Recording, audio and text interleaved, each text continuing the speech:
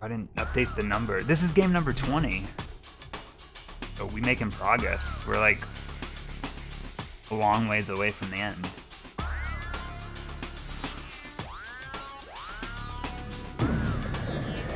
I'm gonna let this play out. See all the robots.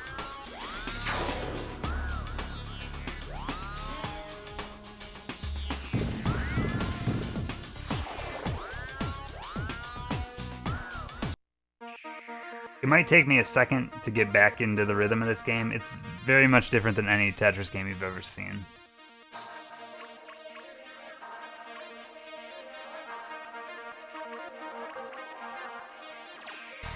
But I think our goal for this game is going to be to play through like the default mode, rescue, I think, rescue mode. What do I want to name this one? It already says Brath, but I need a new game, so. Can I just name this one Dave in honor of the stream? I think so.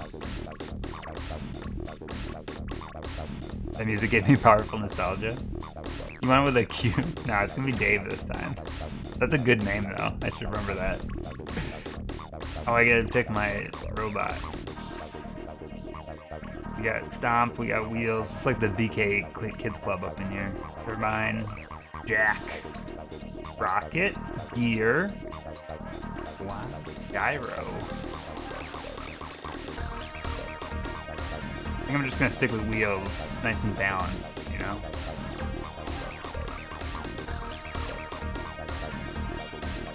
Because they have stats. I don't know how much the stats make a difference. I think Rescue's the main mode. Right? Am I in the right thing? Yeah, this is right, I think. I already fucked up. I don't know how to explain this game is the thing. You gotta rescue these dudes out of the center of the orb, but you can only do it in like lines. It'll make more sense as I go, I promise. But you can also pick up blocks and move them. There's a lot going on in this game.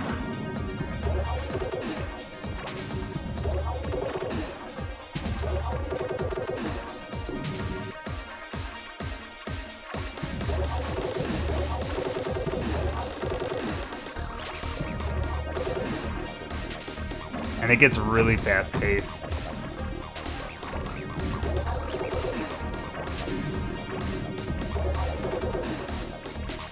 Yeah, I'm lost. I'm sorry. It's, I just know what I'm doing because I've played it quite a bit. Pretty much, though, the goal is to, you open up a hole big enough for the guy to get out of the center. You want to break all the boxes, and you lose a life if the camera gets too close to the circle and you bang into it. That's how you take damage, or if you do a misdrop.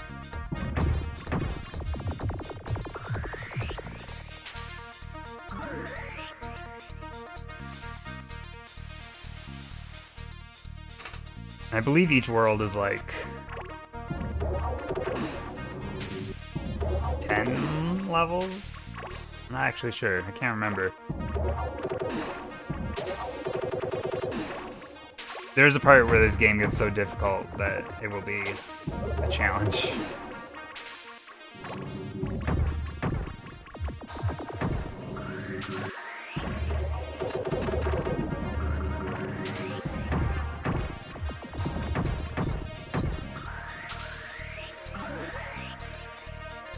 This is a good game to talk about other stuff during, so what's everyone up to? Got any hot topics? Not like the store, but you can talk about whatever you want. Oh yeah, there's also like items.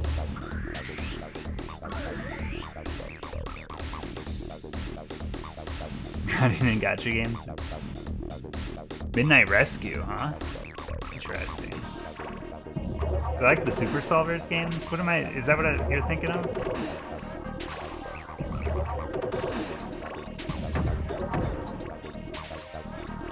Okay, I got you. Come to the right place if you want to talk about Super Solvers. I don't think many people know much about those anymore. He bought 3 old Detective comics. I don't know much about Detective Comics other than, like, the origin of Batman. Because that's the same, right? That's that series. That's been around forever.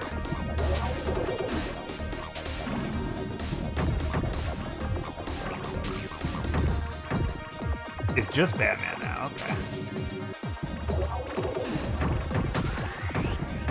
The hole needs to get bigger on each level, if you couldn't tell.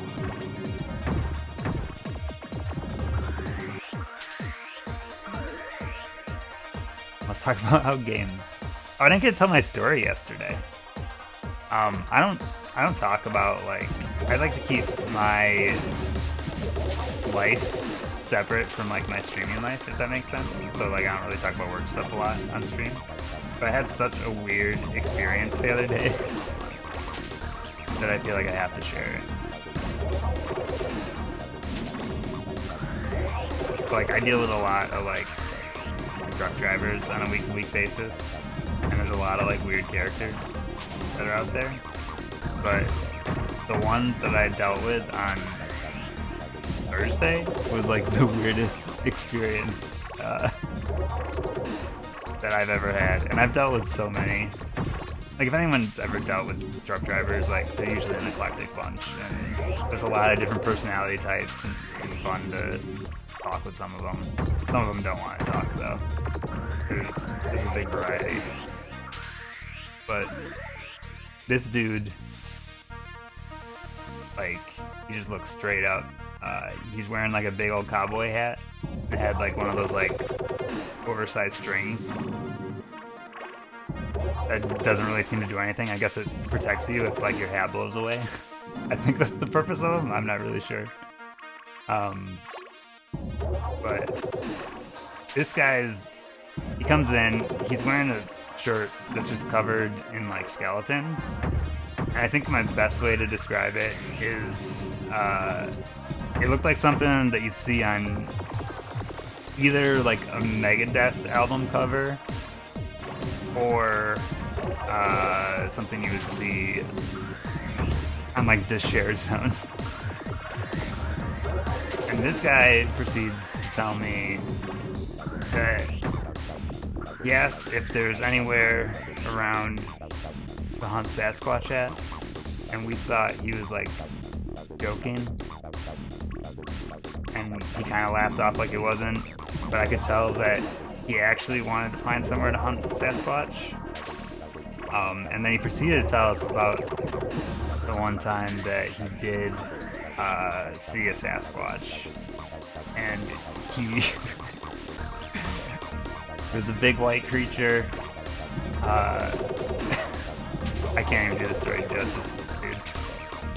It was one of the weirdest experiences I've ever had, because I could tell this guy was deep in it, serious.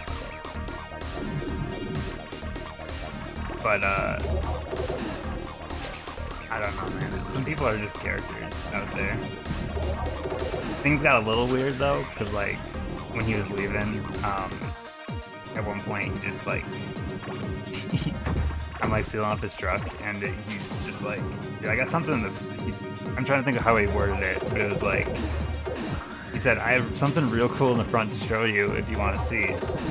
I had no clue what this dude was even talking about, but he'd already been talking about hunting Sasquatch. In my head, I'm like, this guy's probably gonna show me, like, a gun or something. And maybe a little out of character for me, my response, I was just like, nah, I'm good. And I let him just go on his way. So now forever, for the rest of my life, I'm gonna wonder what this dude was gonna show me in the front of his truck. It was definitely something Sasquatch related, I can tell you that much. 100% chance he's from Florida, I wouldn't be surprised. He had a very, like, southern accent, so it wouldn't surprise me at all. I made the right call, yeah, I guess. But, like, talking to other people about it, I was like, what if he just showed me, like, the head of a Sasquatch? He seemed innocent. Like, I'm not gonna say this guy, like, this guy seemed out there, but he didn't seem actually crazy. My actual thought is he was probably just doing some smoking. You know what I mean? The character. I missed my chance.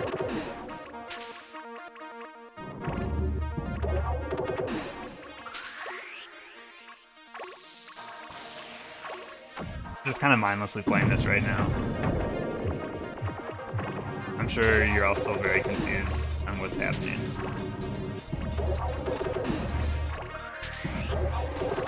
I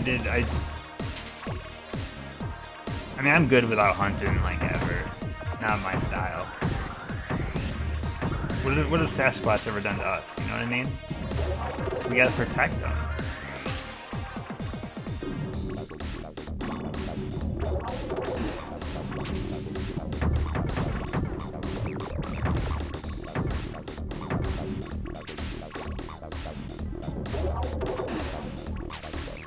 Like, what if there was a zoo for cryptids? Wouldn't that be, like, the coolest thing? You just come visit them. We'll give them the right stuff they need. We'll give them beef jerky or whatever. Alright, I finished one world. You passed the first episode, ready to try the next one? This game's a lot of what's happening right now, except it just gets faster paced each time.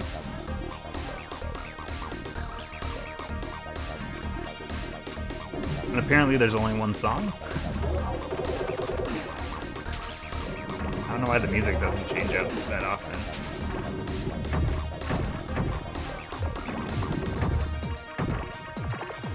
I'm actually kind of curious how fast you could get through this game. I bet there's some real direct routes to get to the center. But it's just like each stage the hole needs to get bigger, and then there's more layers and...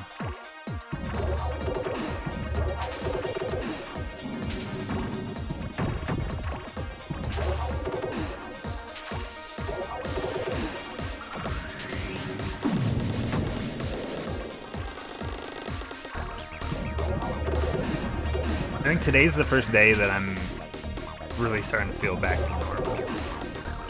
No symptoms at all. I think I must have had just like some kind of like mini flu or something. I don't know. I was out for like 3 days though.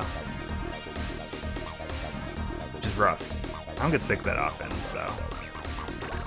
For me, anything will take me out if I get sick. I get colds a lot, but this definitely wasn't cold.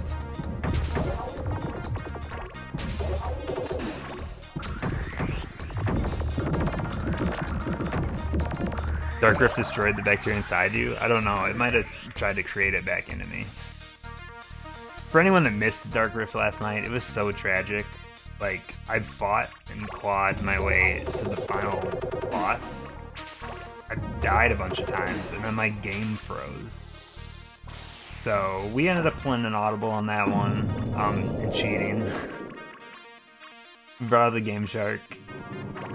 It's definitely one of those asterisk type games, but your boy was not about to play through another hour and a half of fights to get back into it. Because that game is so hard.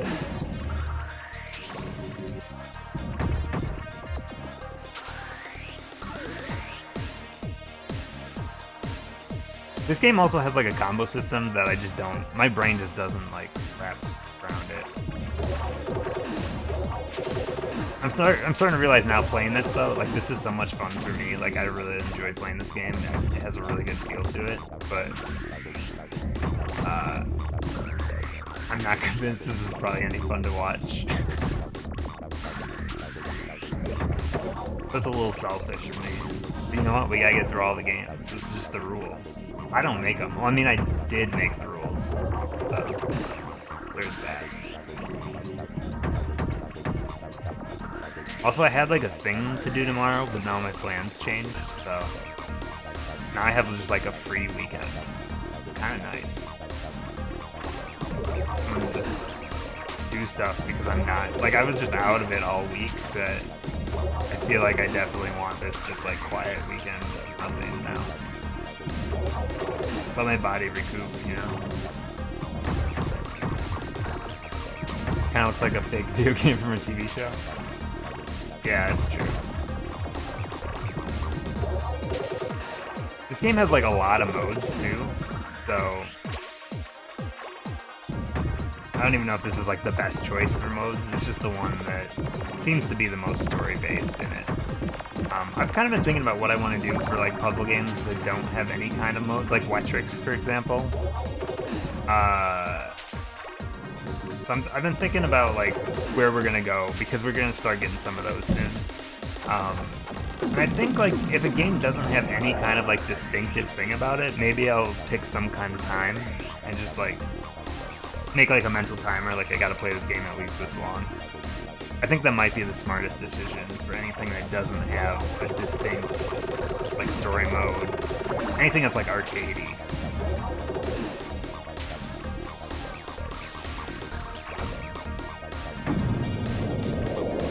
Yeah, Tetris can be like a real zen game to watch. That reminds me, there's a Tetris 99, there's another event this weekend. Get a skin, I think. Like a Kirby event or something. I need to do that. They're so rapid fire now. They just happen all the time. I can keep up with them. Have I gotten an Invictus win yet? I haven't actually played since that update came out, so I need to do that at some point, just to see what's new. The thing is, with Tetris 99, if you are out of it for too long, it's hard to get wins again.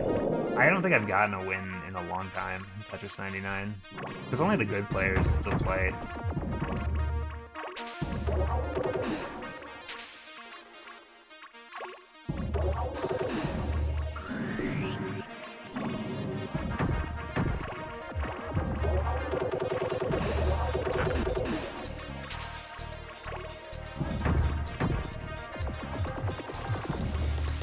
I got one the other day. I just haven't tried, so I have a better win percentage than him, probably.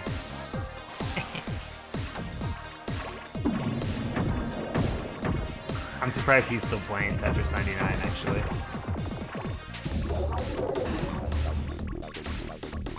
That was the wrong button. Whoops. Fine, it's just one hit.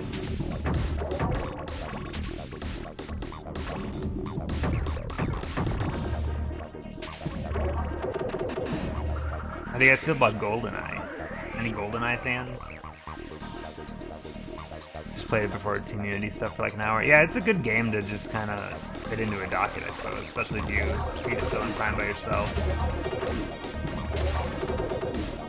Remember when all I used to stream was Tetris and Koya, nothing else? Now I've taken on this new life. Who else had a no odd job house rule? I think that's just a standard thing. I'd always love to play with people that didn't know how to play it very well, and then you'd hide in like the hidden passages on maps, and then get so angry. This is the kind of stuff I remember. I was kind of a shit kid, so like, sometimes I would just mess with people in games. Invictus is like a winners only mode. So you can only get into it if you've won. It's just 100, you're essentially playing with 100 winners, you know? 99 winners, I guess. Pistols only?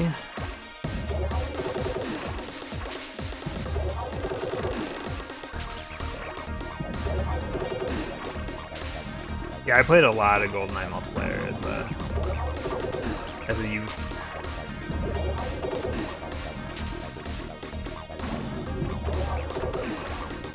That game really stood the test of time, even when better games, like, for shooters were out. Still got a lot of mileage out of it.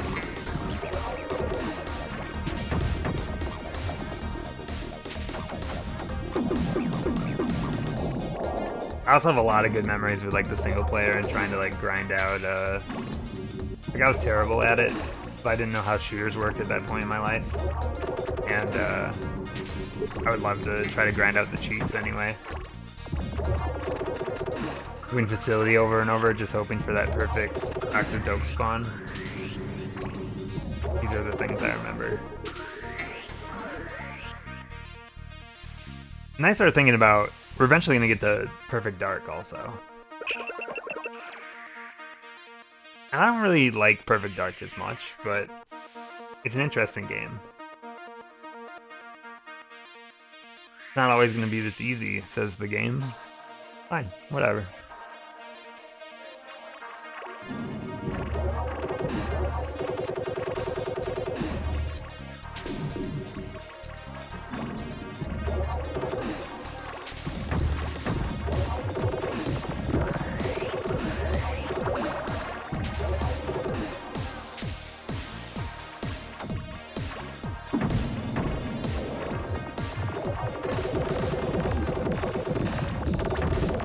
Level's starting to get thick.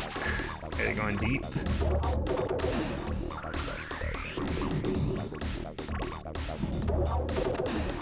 Has anyone checked out Link's Awakening yet?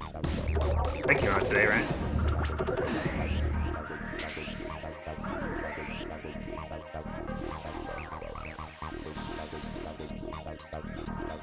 I'm not really up on like current releases right now, like just as a general.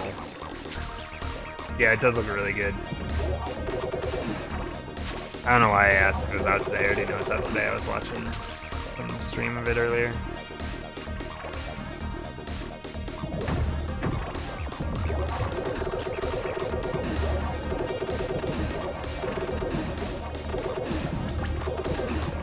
I don't actually know that game like super well. Like I remember having that game.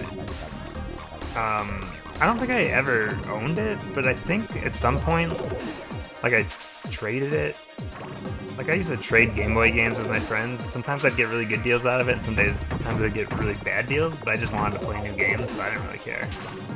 But I think I got it from someone else, and I think I still have that copy somewhere. But I could never figure out how to get to like the third dungeon or something. Like that game is really good, but it wasn't like intuitive. So what does this item do? I don't actually know this item. Oh, it just destroys an entire layer. What? I'm excited to redeem myself. That's a good way to look at it. I'm not gonna pick it up. It's like I don't want to be that guy, but $60 seems too much for me. I recognize the amount of effort I'm sure they put in, but it's a lot of money to spend on a game that essentially isn't new, you know? Hello. How you doing, Prophet Goddess?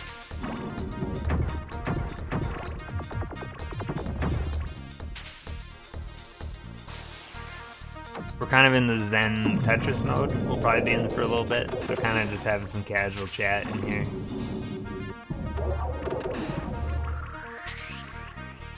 This is very relaxing to me right now.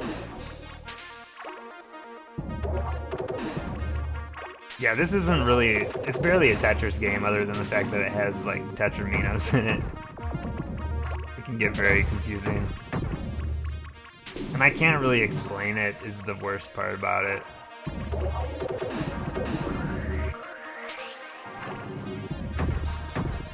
I've played a lot of Tetris games because we used to have this, like... For, like, DOS? Wait, what the... What? I don't know. We had this, like, collection of different Tetris games on a disc for, like, DOS. There's, like, Face-Tris and, like, Hat-Tris. I don't think I've played that one. I'll have to look into it later.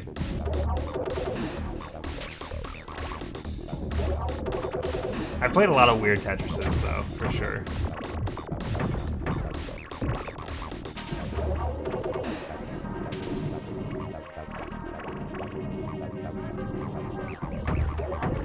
DOS, yeah, I'm old. I'm an old B.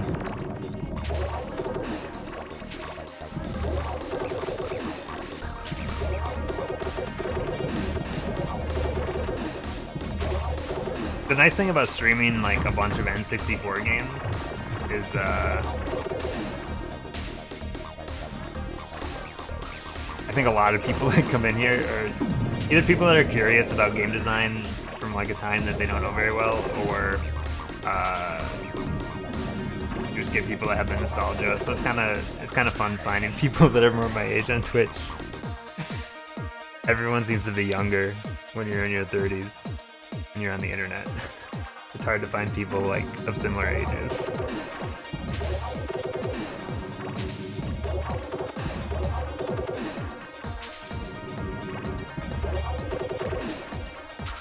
Everyone on the internet is 26. Is that just always the case?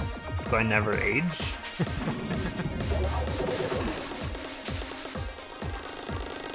So what I was trying to figure out is, so I used to know, I was the one in the family that knew DOS, and I have no clue where I learned it from, and I can never figure it out.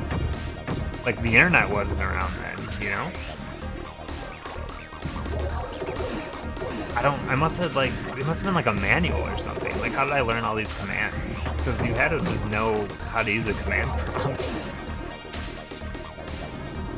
Like, sure, there's like help commands, but they barely tell you what to do.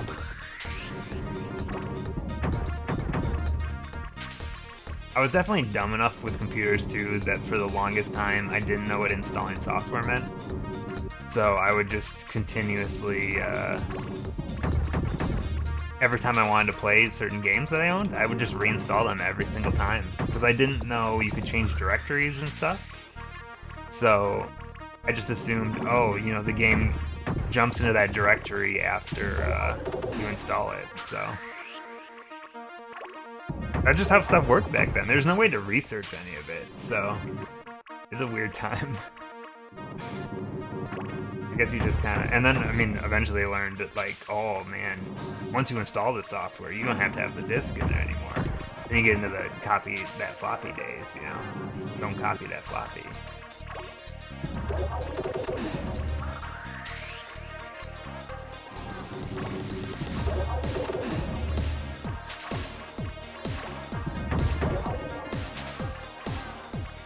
Always copy that floppy.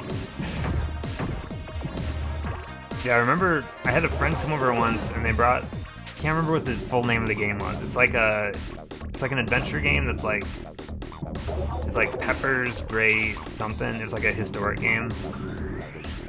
I can't remember the full name of it, but that's the day that I learned, oh, once this is installed, you just do this to switch directories. Like, that's how I learned how directories existed, was from this kid that came over to my house. When are we gonna get Tetrisphere 2? I think no one understands Tetrisphere, though. That's the real problem. This isn't marketable. If you release it as a small indie game, I suppose. But I have a feeling a lot of you that are watching this right now have zero clue what I'm doing.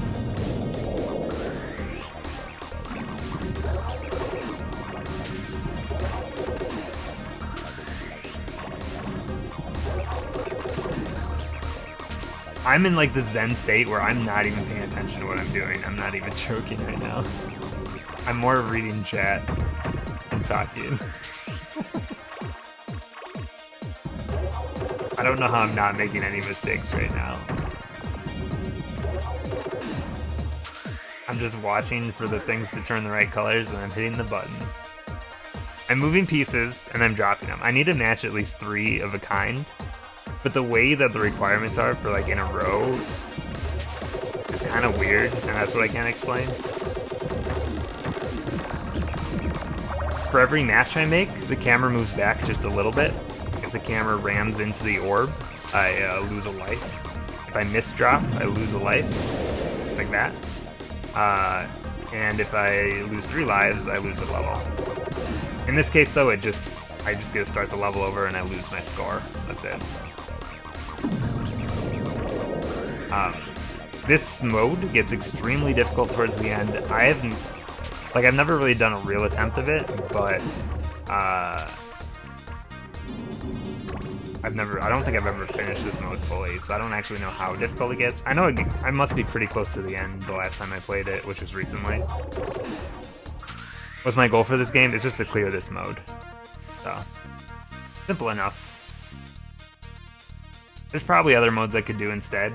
It just seems like an easy one to set a goal to because there's chapters. Not a lot of variety, and I don't know why the music's the same the whole time. It's a bummer I can't like share the soundtrack because this game has a pretty deep soundtrack and there's some really good tracks. They must just have a different track for like different modes. Kind of a bummer.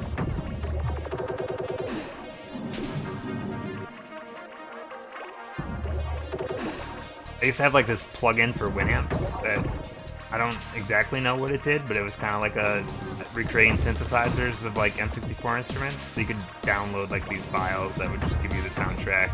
But it was like some weird file format. And I remember this soundtrack I used to listen to all the time.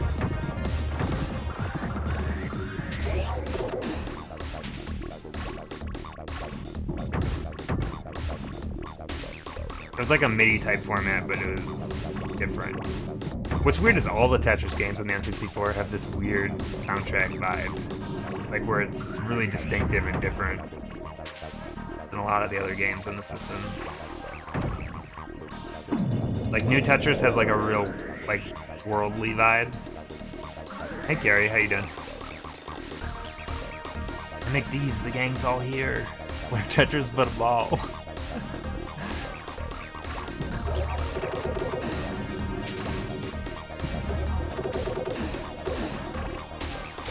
That's not a good drop at all.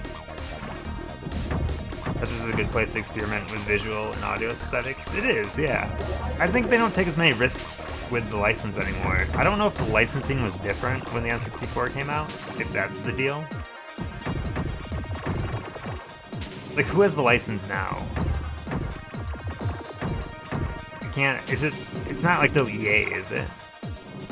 I guess, I mean, for Tetris Effect to come out, maybe it's bouncing around. So it's just the Tetris company that has it, okay. Because EA did nothing with that license. All those EA games were not great.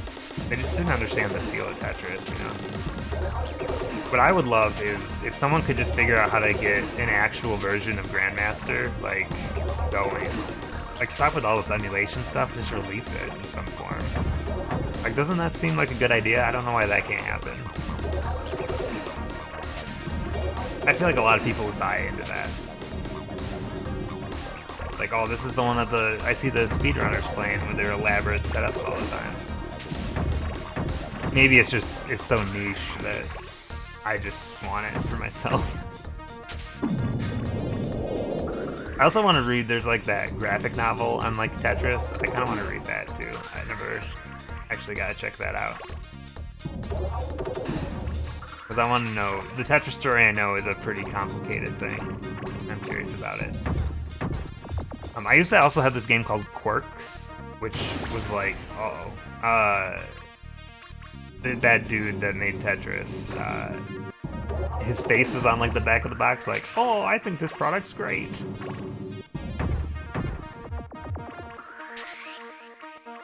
Yeah, the graphic novel I think is gonna be, it's already out, but from my understanding it's pretty good. I'm doing right now. I might actually fail this level. I want to see how far I can go without failing though. I got too zen, I wasn't paying attention.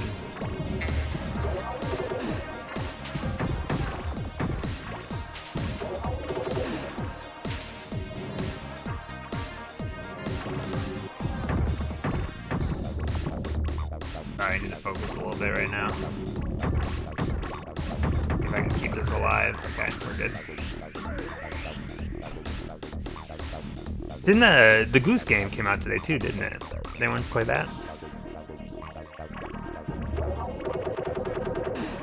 I saw some like reviews popping up, but I didn't actually read any of them. How much is it? Good question. Not for me. I don't know. Yeah, Untitled Goose Game is quite the name. I saw like the series. I don't know if it's true, but I saw like the tweet that was going around, like how that game originated. I don't know if it's true though. It was just like a conversation with like a picture of a goose. Where they kind of like allowed we make mechanics around this image. It seems like it's probably true, yeah. But I thought it was pretty cute. I feel like if I ever really got into game dev and I wanted to make a game, that's probably like how my brain would work. Be like, well, what does this picture mean? Oh, this all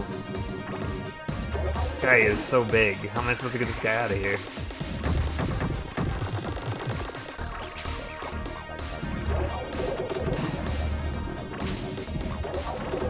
I think it's still in there, but there's a lot of embarrassing stuff in this thing, but in my locker at work, I used to write down, because I have a lot of like time to think about stuff, and I used to write down like any kind of game ideas I would have. So I just have this book filled with terrible game ideas, probably still in my work locker, which I think is hilarious. I don't even want to look at it.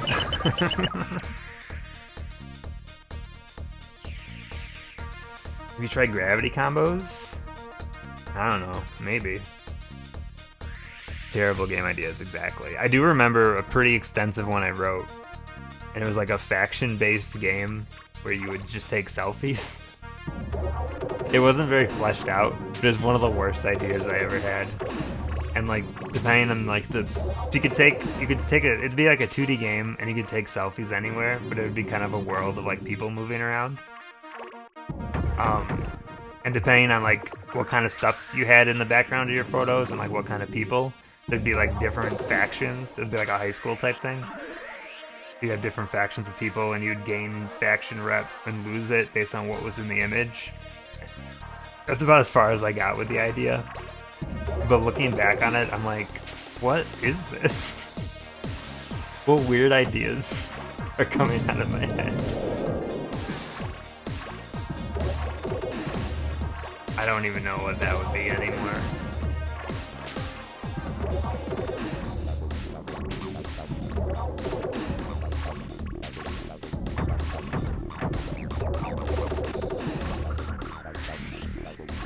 I have that feeling 90% of the time. It's like you have to be in the right state of mind, like anything that you're making.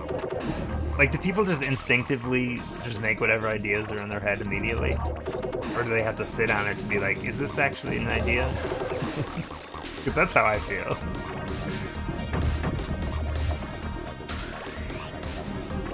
The last thing, like, because I'm never going to make it now, it wasn't really fully fleshed out. There's like small project I was trying to make when I was trying to learn game dev, and I kind of just gave up because I didn't know. I don't know. It's so hard. It was just a basic like match 3 type game, but the weird like hook that I was messing around with is like it's all based on cryptocurrency. So what there would be is each type of symbol on the board was a different like cryptocurrency. It gets a little bit deeper than that, but I think that's the basic general idea. But then what would happen is like as the round would go on, the markets would rise and crash for scoring. This sounds completely insane now that I'm saying it out loud. But so like, oh, if you match this color at this point, you get more points versus like if you do it like earlier in the round or later in the round, and that would be based on a timer. And then you just get a score for like the level overall. I don't know if any like a system like that, if it would ever work. It seems like so much to have to keep track of, like from a player perspective. But that was like the idea that I was like, oh, this is simple enough. Maybe I can do something with it. And I got a match 3 type game that barely worked, and it had like 0 animation. I was like, man, making games is really hard. And I gave up. I got pretty far into it though. It took me just way longer than it ever should to do that kind of stuff. They're pretty hard to make. It's hard to make. It's the logic part of it wasn't too hard, but the hard part was how do I get this to like animate and look like something's actually really happening? Because how I programmed it. No, you don't want to kickstart that. That would never.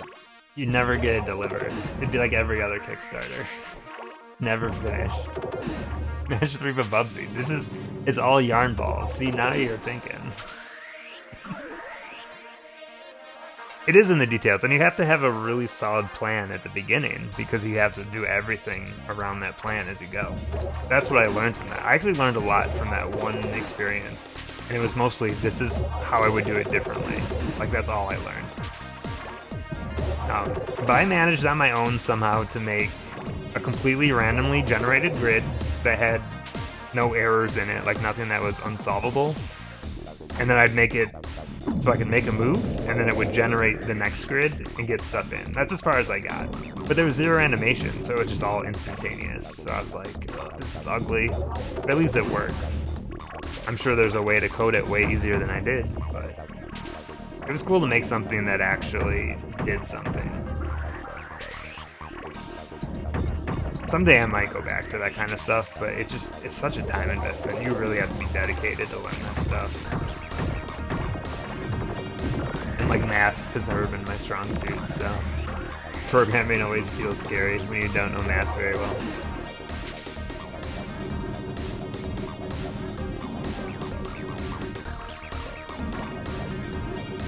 It's only that feeling though when they're your own. Like when I look at like the early stuff for like Braid and things like that, and I see those and how ugly like those games looked before they were prettied up, it's still super interesting to me.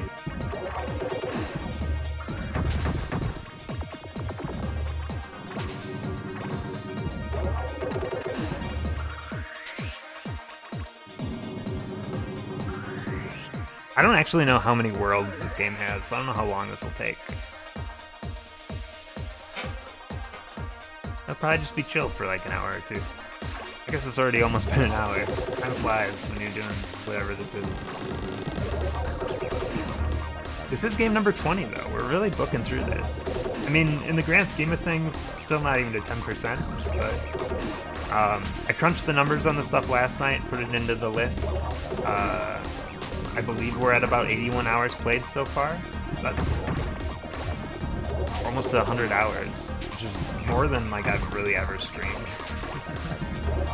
in this short period of time.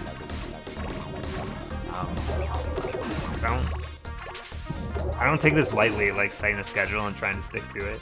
It's hard for me to do this kind of stuff, so it feels good when I can kind of get that done.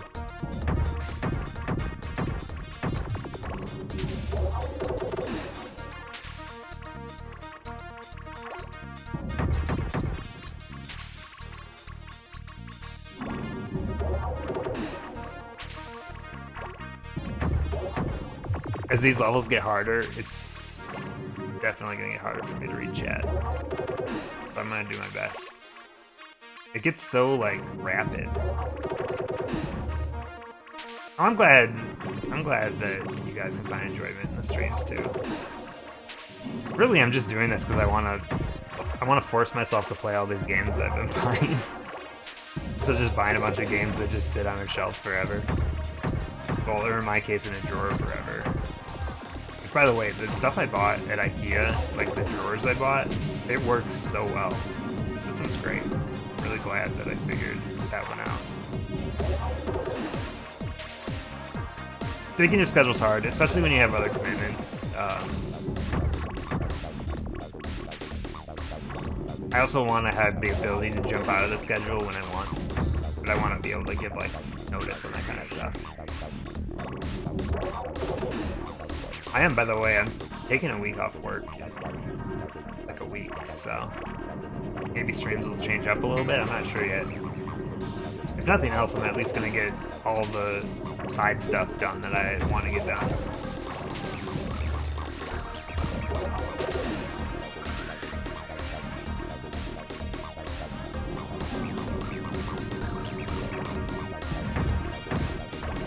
Yeah, staycations are nice. I don't really like going places, so I rarely actually go anywhere on vacations. I'm not much of a travel person, to be honest. Planes are like such a hassle. I'm fine with driving, but I don't really enjoy it.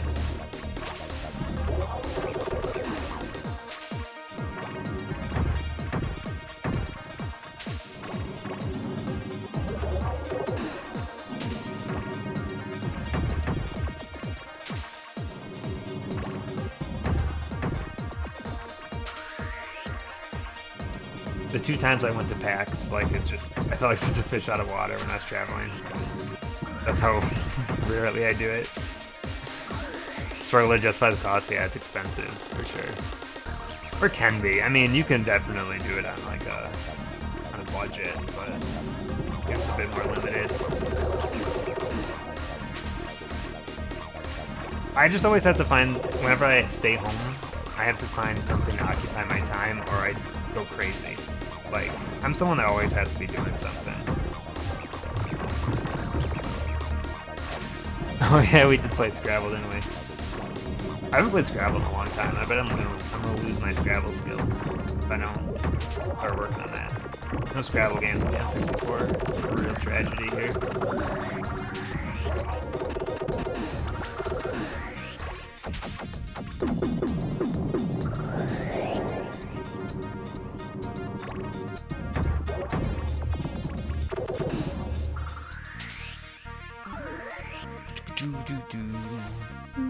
I have never been to New York, and that seems terrifying to me. There's too many people in a small space for me. I get slightly claustrophobic at times, and New York's a tough sell for me. I wouldn't mind visiting there, but I think I would go crazy.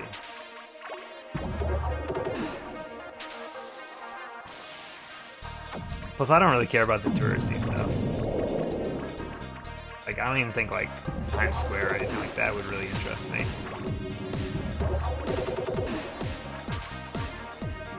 Went to Tokyo for a couple weeks. I would love to do that, but that is also terrifying. But I would be that idiot that just wants to go there to, like, look at the used games places. And then I'd end up spending so much money. Or just going to the arcades. That's the kind of stuff I would want to go for.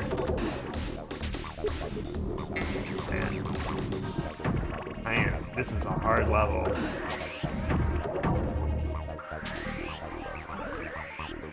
That's most of what you did? Hey. There's been multiple people that have asked me, like, when I talk about wanting to go to Japan at some point, like, why? Because, like, I don't really like anime or anything like that. It's like, yeah, but I like music games. Like, that's the place to go for that kind of stuff. Oops. That might actually be what I do on my vacation. We have, like, a cool arcade here now that's one of those, like, you pay for a wristband and you go all day. I might hit that up on a weekday when it's, like, quiet. They just upgraded their DDR machine to just be like a Stepmania machine, apparently. I'm kind of curious if it's just loaded with all kinds of stuff.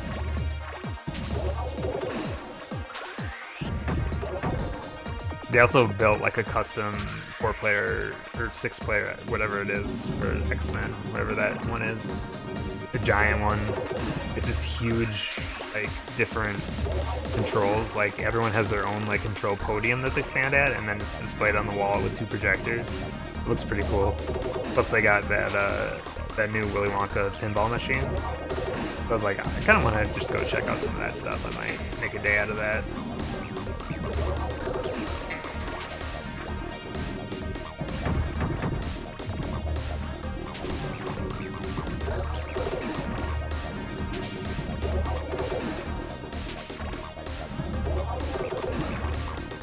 You go to Japan, do it.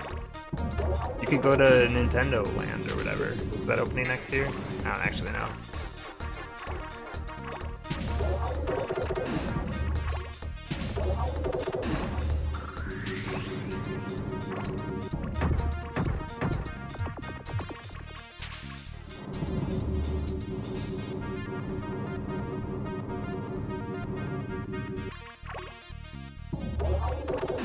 Legally required to cosplay. Oh my god, there's nothing to match here. Yeah, there we go. I'm not making like any progress on this level. Staying on the outside like this is actually a really bad strategy. This is what not to do. I need to make this hole bigger. Hey Hero, how you doing? It's Friday. It's the weekend.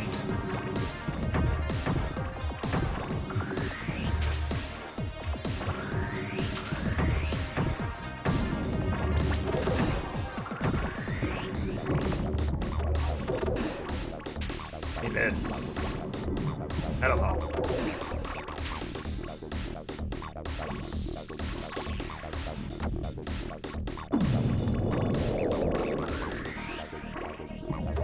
You guess. Sorry, I'm so focused I can't really read chat right now. I gotta get out of this danger zone. Okay, we're good now.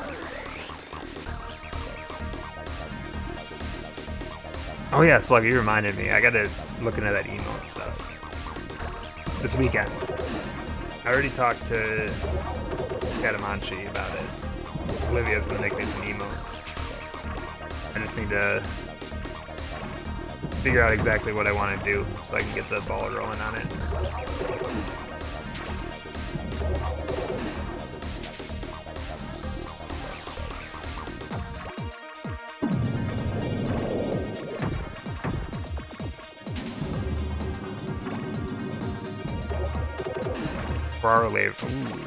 I'm not a big fan. That's mostly what I hate about travel, is anything involving a layover stresses me out so bad. Because so many things can go wrong, you know? That's like my anxiety creeping. I think that's my main problem. Like, I don't mind being on a plane, but I think that's my main stress with planes. It's like, what if this gets delayed or canceled? I'm trapped somewhere. I gotta figure stuff out. Ugh. So I try, whenever I do trips, I tend to try to find like direct stuff. I mean, it's not always possible, but and I'm always that person that goes to the airport like super early. And I end up sitting there for hours. I guess that's the smart way to do it though. Be prepared.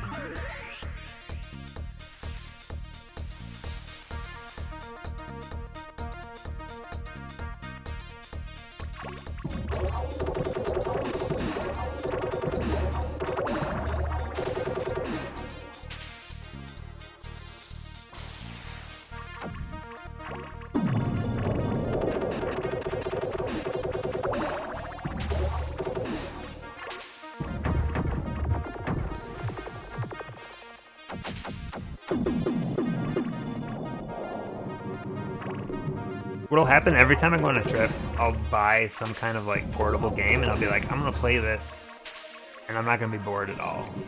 And then I end up like not playing it at all. And I just sit around and do nothing instead.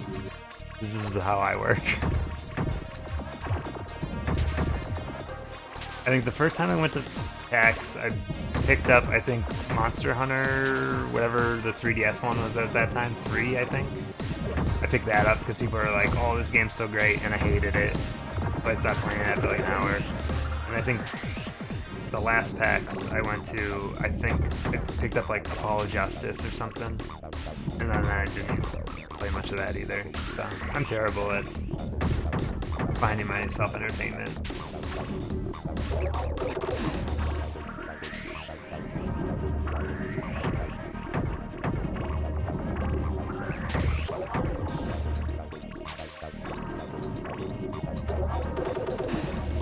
Lots of non-stop flights, yeah, it's definitely a good thing to have.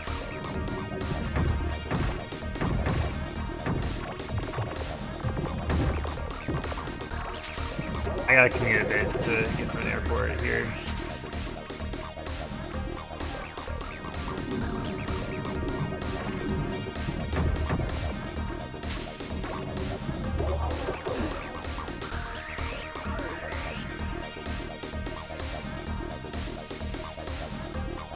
As long as you found something that works, that's all that matters.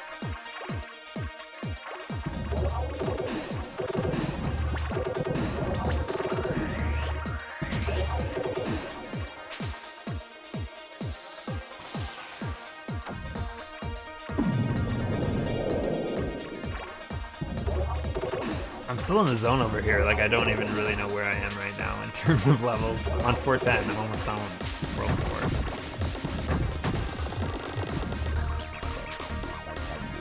What I remember with this game the last time I played it is I struggled on what I thought was the final level, and then when you finish that level, it's like, it gives you credits, and it's like, oh, psych, we got more levels.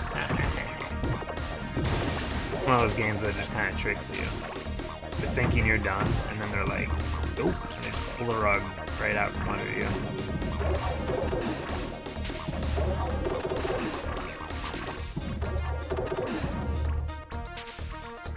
there will definitely be a part of this where I will be dying quite a bit. It's a matter of how long it takes to get there. It's usually on these, like, number 10 levels, because they require such a big hole at the bottom. It's really easy to not get through it.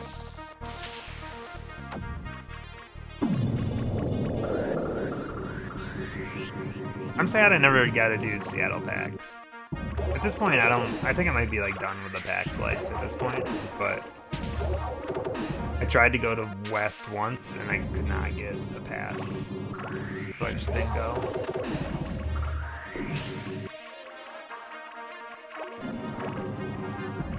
How many games have we done tonight? This is the second game. Really, it's just going to be these two. I don't think this game will take too long, like maybe 2 hours total. And then I'll move into GoldenEye, which I think will probably be the rest of the night.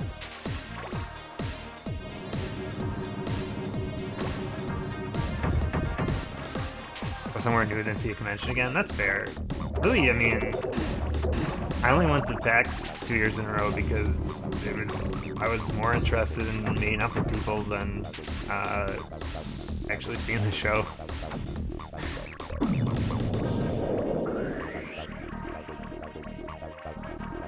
And really, like, even at PAX, a lot of times I just spend, like, sitting on benches somewhere or waiting in line somewhere. Like, I was barely ever on the show floor for either of the times I went. There's a lot of just, like, waiting in line for panels or just, like, sitting on benches, talking to people. Pretty chill.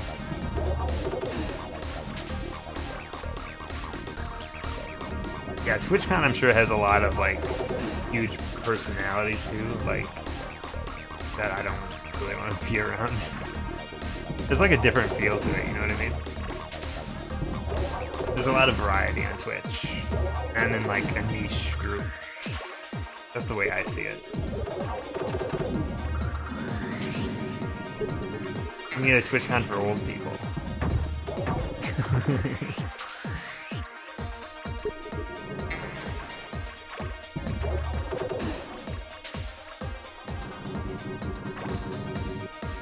Like to try to see Josh run out once. Yeah, I've met Josh a couple times, met Emma once.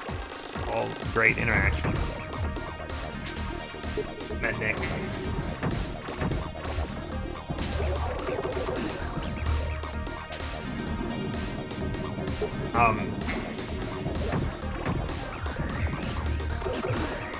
I saw it in like Biffle sitting on a bench, and I talked to him, and he let me play Control before he was showing it, so that was really nice of him. I've had some cool interactions at PAX, for sure.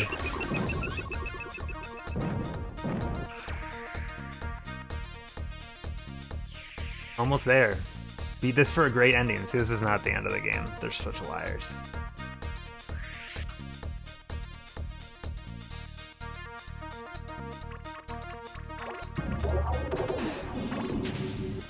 Sure, me mean and I would be awkward. I'm sure he's a lot of awkward people.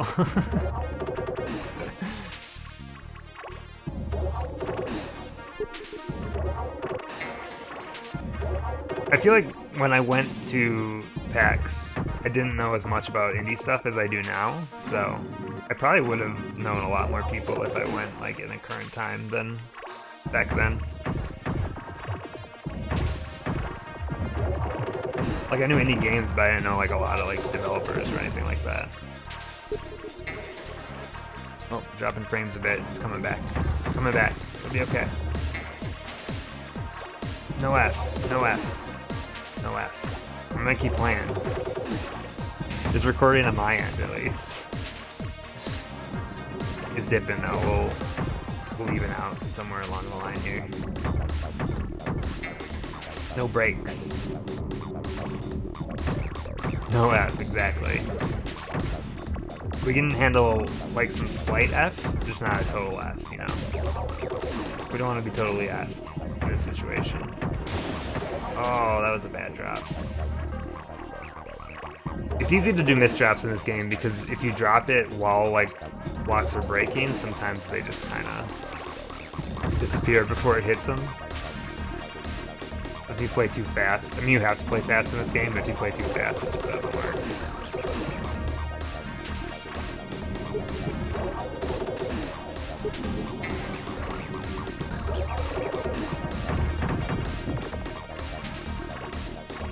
The nice thing about TwitchCon though is it's California, which would be kind of nice to go there, you know. Ooh, this isn't good. This camera's getting so close.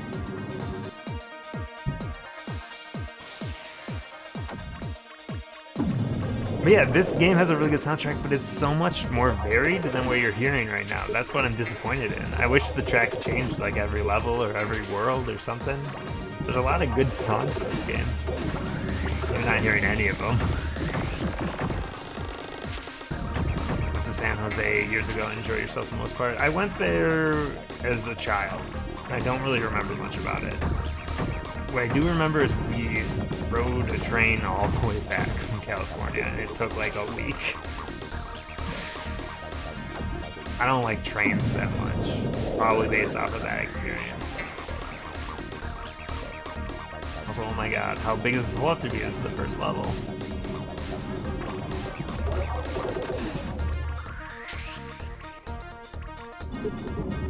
I love trains. That's fair. Trains make more sense in, I don't know, cross-country trains, I don't know. That was also the 90s. Train technology just wasn't the same. I don't know what that sentence is supposed to mean. As soon as it was coming out, I was like, what? I think train technology is pretty much the same. Maybe there's nicer food carts. Oh yeah, I know Train Jam. Train Jam sounds pretty interesting to me. I've read about that before, though.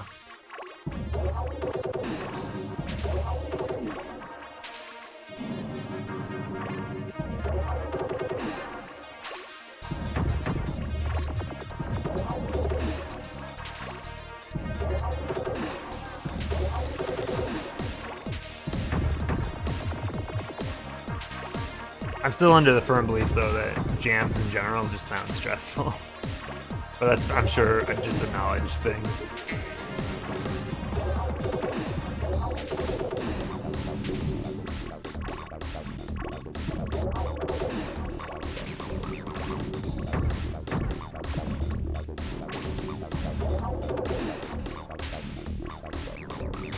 Oh, no. Takes were made. Alright, it's only one hit. It should be okay.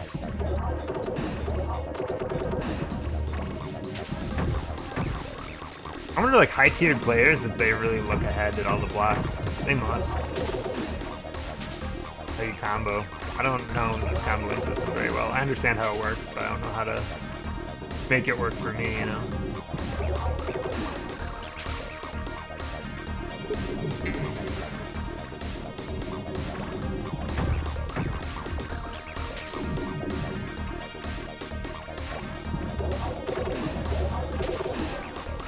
I've been thinking ahead on these streams. One of the ideas I've been tossing around is, I feel like this is such a long project that at some point is gonna hit me. Like, I'm gonna be like, I don't want to do this anymore, and I need like a break. I'm trying to think, if that ever happens, what I want to fill it with. Oh, that camera is flying in so fast. So I'm gonna keep brainstorming on that, but I want to be prepared for the worst, you know? I don't want this to fail, so I need like if I need like a break from it for a week, I need like a backup plan. Because the one thing I don't want to end is the momentum, you know? Is there anything like adjacent that I could do? No, not play every PS1 game. You know how many PS1 games there are? Yikes.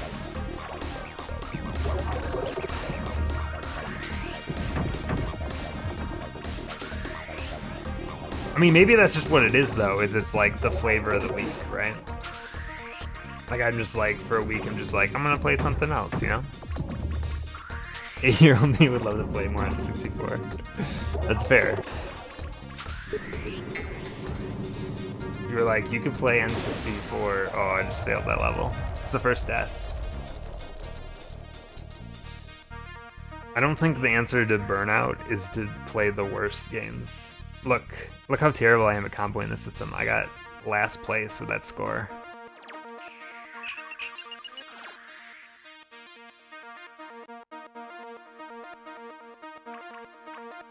For the record, I'm still loving this. Like, I'm not burnt out at all on this right now. But I just know, with how long this is gonna take, at some point, I'm gonna be like, I don't want to play N64. The day I have to stream and I get up, and and that's what I say. I need to think of an alternative.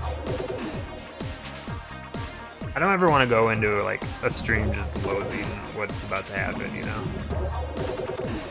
Oh, do you have a GIF from this? It's funny. I never noticed it.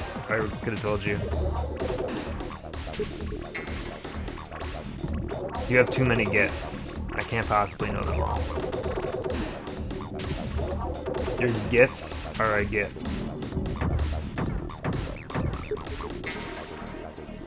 I'll just crack out the Dreamcast and play some Typing of the Dead. That always makes me happy.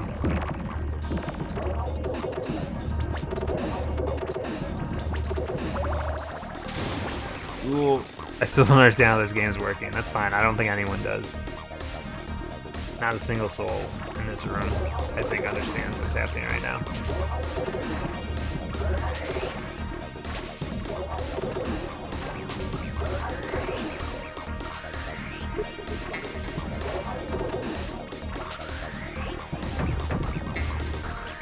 The ultimate goal, though, is I'm trying to save this animal, or this ball boy, I don't really know what you call whatever this thing is, out of this hole. I just need to break it out. I've put little mental effort into playing it, if that helps. It's getting really difficult, though. Why did that not work? Oh my gosh, I see. I see.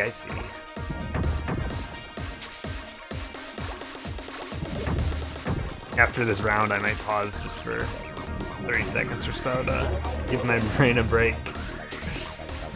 It's turning to mush a little bit.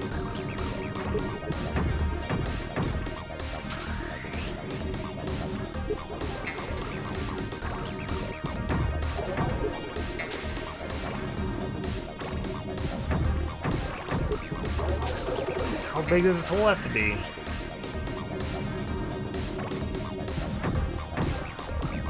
Okay, that's good enough.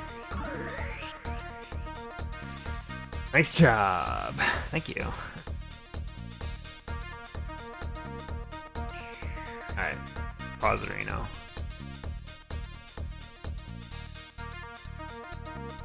Need to refresh. I'm like leaning forward in my chair with like the worst posture when I play this game. Like the end of Solitaire in Windows 3.1. I can look at this GIF now.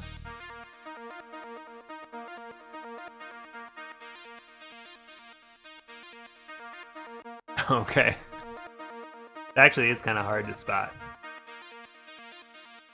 because of the glitchiness.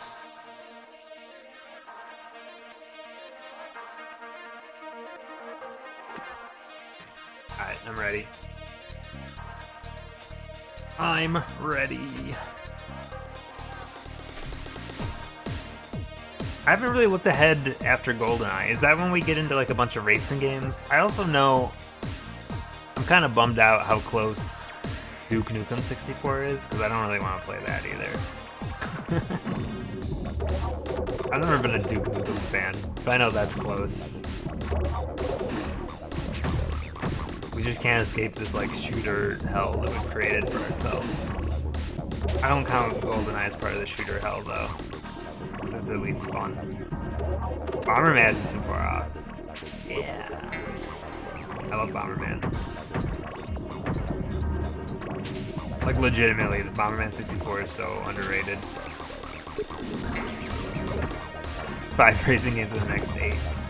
My problem with racing games is I don't know how to make goals for them at all. I really don't. Because I don't know most of them. On the plus side, Clay Fighter is gonna be the easiest to clear in the world. It's not a difficult game, and it's so short. It's not like all these other fighting games where I struggle forever. I mean, you might not like Duke Nukem, but do you like Duke Nukem on the Nintendo 64? It's like a version where it's not as horny because it's on the Nintendo 64.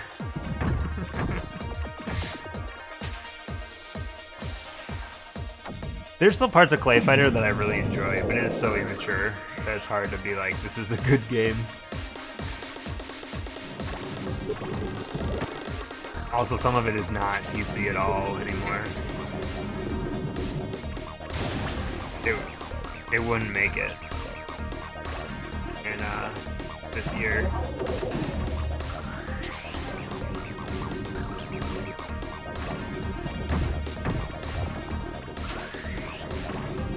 Yeah, less horny because you can't have all like the boobs and stuff, so they're not as booby, you know?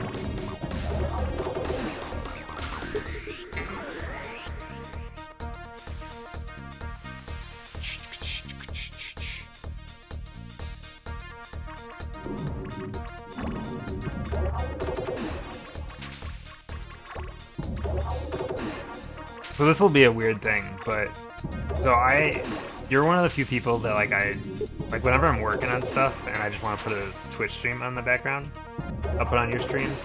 But the thing about Ace Attorney is that in the future, I still kind of want to play those games. So whenever I turn on your Ace Attorney streams, I don't really watch, I just kind of listen. Which is a weird way to experience those games.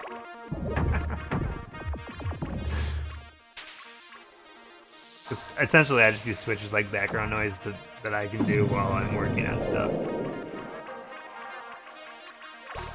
I do that with a lot of games. It's just really weird with Ace Attorney because it's such like a heavy story game.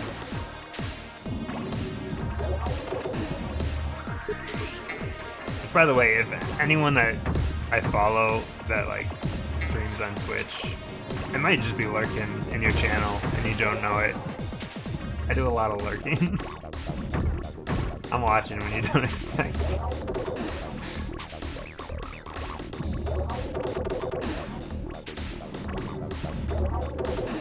I only say things if I want to crack jokes.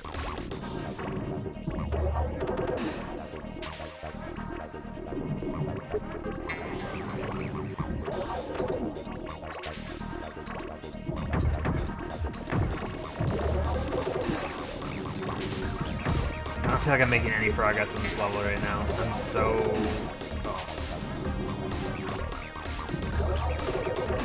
This is where the game starts getting hard. Hotel said. Yeah, I know people are lurking in this stream right now. I'm not gonna call anyone out. I don't like calling people out. I don't even look at the list. I love lurkers, because I'm a lurker, you know?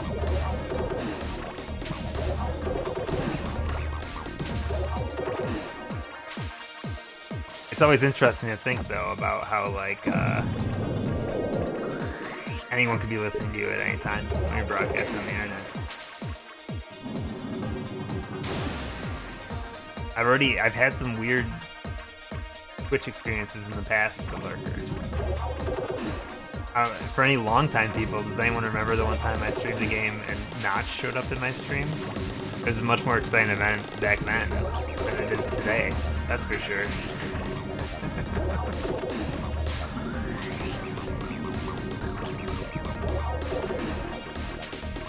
I am Turok Classic. Oh god, I'm definitely dead right now.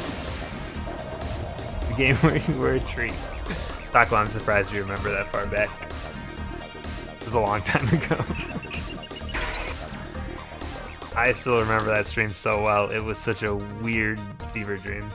And it was right after I remember very specifically, it was right after like PlayStation E3 coverage for some year, like their press conference. And I went live like immediately after. What a weird stream. And I was pretending to be a tree so I could barely talk about anything that just happened on this press conference because I was in character. I used to be a weird streamer that did weird things. I think I did like 3 or 4 streams where I didn't tell anyone I was going live and I didn't talk at all. And I just did, like one of them, I played Roller Coaster Tycoon, but I changed all the in-game music to Walking on the Sun, so every ride was playing Walking on the Sun simultaneously. But I had no commentary over it, it was just me building these rides over and over and over. That was a weird one. Then there's the one time I played NBA, like 2K, like 13 or 14 or whatever, and I installed the Space Jam mod, and I just played Monstars versus the Toon Squad. And I didn't talk at all during that stream either. But I didn't tell anyone I was going live with any of this stuff, and it was just fun to watch people react to it, like, what are you doing, and is this even supposed to be happening right now? This is the kind of streamer I used to be. Performance art, right?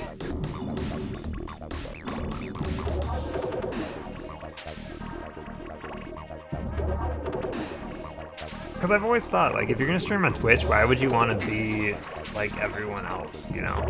Do something creative, like, be your own person. There's so many streamers out there that just copy, like, the most popular channels because they think they can make a quick buck, but it's more, I just do it to have fun, like, this is fun to me. Anyone that comes on Twitch to be like, I want to make a bunch of money, like, come on. You really think that's gonna happen? Maybe if you're like part of this 0.001% of people. But even that doesn't seem like fun. I mean, money's fun, but I'd rather be just having fun, you know? It's essentially dead, yeah, for sure. Weird voice effect stuff. Yeah, that does seem like it would be a lot of fun. I don't think I'll ever get deep enough in Twitch to like start getting into like mixers and stuff, but not mixer, but mixers for like audio. But that kind of stuff seems like it would be a lot of fun to fuck around with. I've definitely thought about some like weird, the same kind of weird stuff with N64 streams. I doubt I'll ever do it anymore. Like, I think those days are behind me. But lots of like cool, like pixelated like stuff you could do with like a screen. Even those, like, there's like an effect that you can turn on at times. I don't know. I think about weird stuff a lot. Yeah, I think outside the box. That's when the good ideas come in eventually. I'm gonna lose this level again. OBS lets you use VST effects? That's interesting. If I can get like a really deep, like booming voice. I'm struggling with this level right now.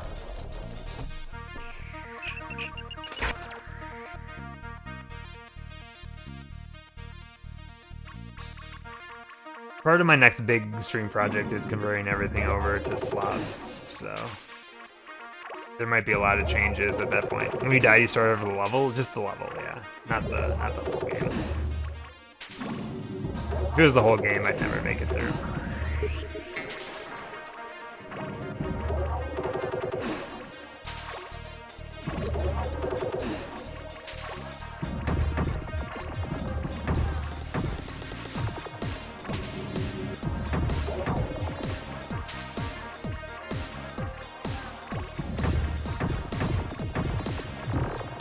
I'm gonna try to focus this time. Sorry if I go a little radio silent here, just need to get through this level.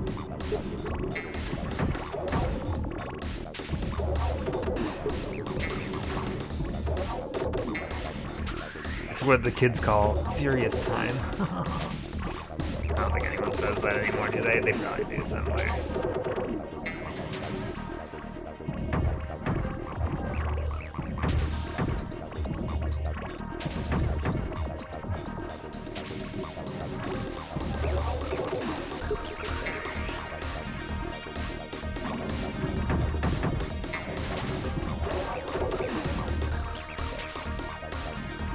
Gosh, it gets so fast. What were they thinking?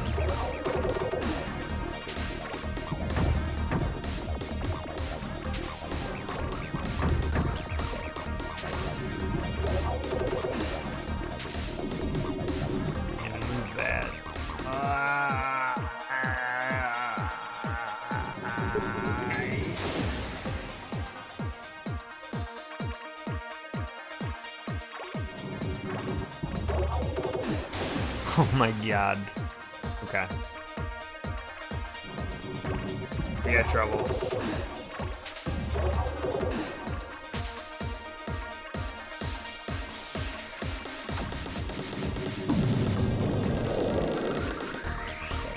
And it opens so much, but it's got a ways to go here.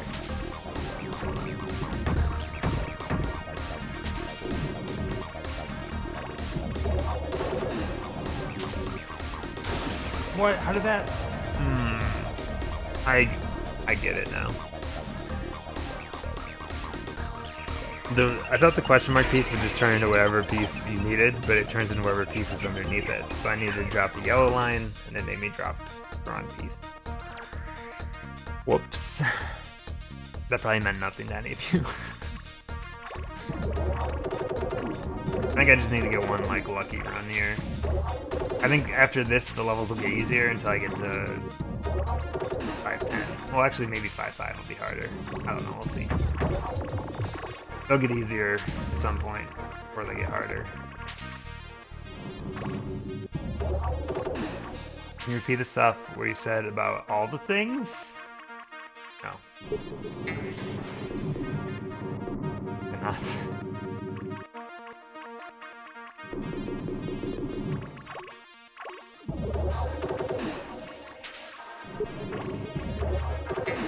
Really, it's like a game of speed, so if you can just get a really good fast chain going, sometimes you're golden.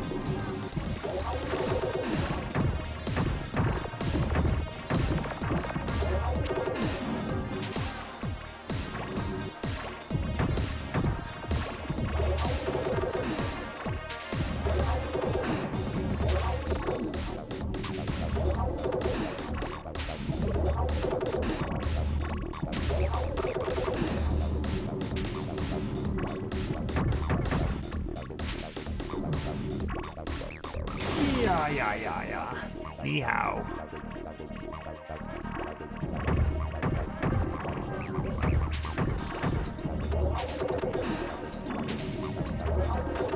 .0 on IGN. That's what I like to see. I shouldn't have wasted that over here now that I'm looking at it. Oh, what am I doing? I hit that point like where you play a puzzle game long enough and you start making silly mistakes. Hopefully I can power through that. I guess that's the one disadvantage to just doing this all in one big chunk. Normally I could just step away, you know?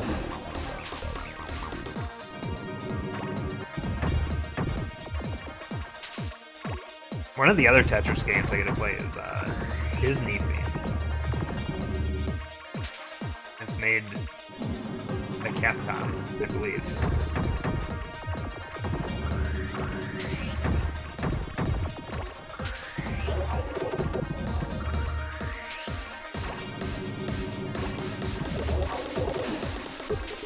The first taste is free. Oh no, I'm so close.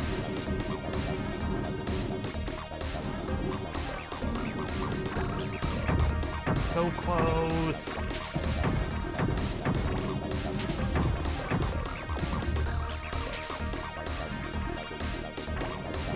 Things are killing me right now.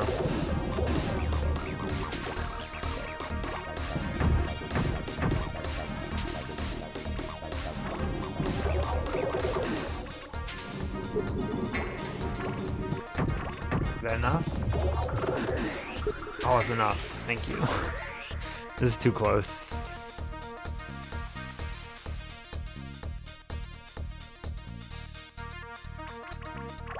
We're not even close to out of the park though, because still a bunch of levels left.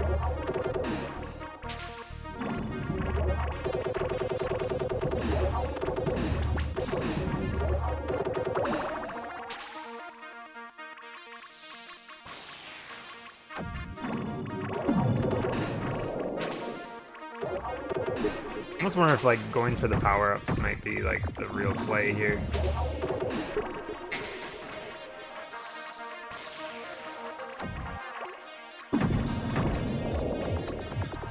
Gosh, gosh, it's so deep. Like, look how many levels I have to go through.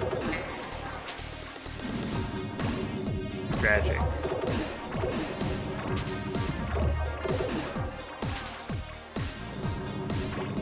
It would be cool to learn this game enough to like learn how to like set combos.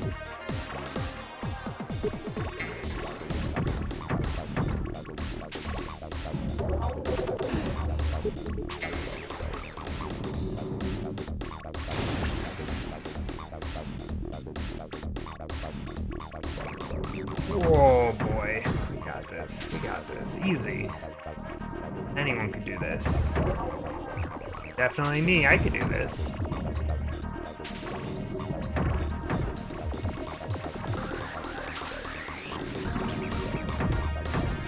This looks confusing.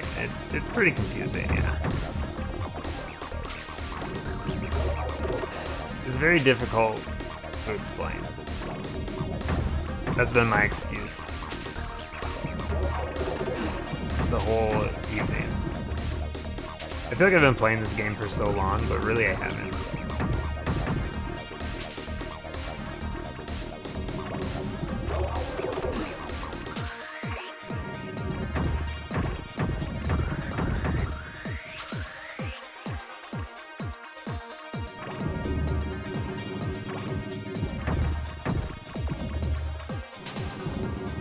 I've been playing this game for like 6 hours now. I mean, I played the first game I played for 45 minutes, and I'm at about 2:15 now, so I can do that math.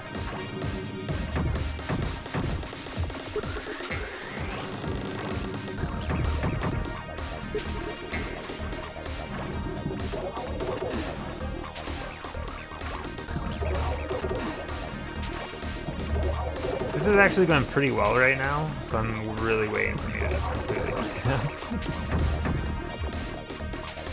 That feel when. I don't think anyone knows how to spell it, actually. Well, I guess probably people that speak different languages.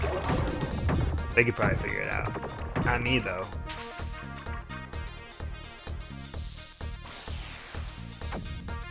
Never seen this before. I don't think many people know Tetrisphere. It's a sleeper. What? Okay, apparently that's good enough.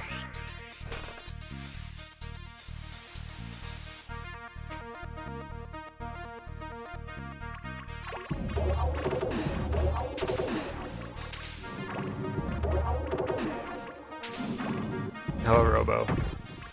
What's good? I bear news. Oh, great. This is good news?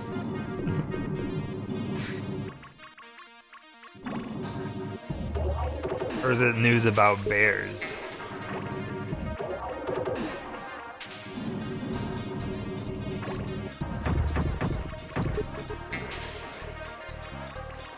Undertale DLC, are you serious? Man, I'm gonna have to pick up that game again. I may have that game. That's cool.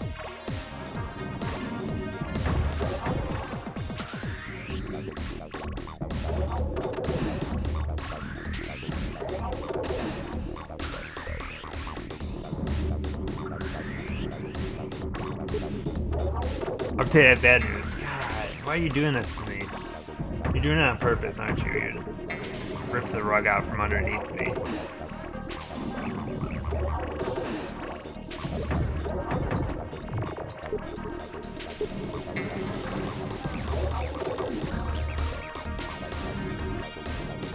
Why am I so close? Please. How did I expect you to do this?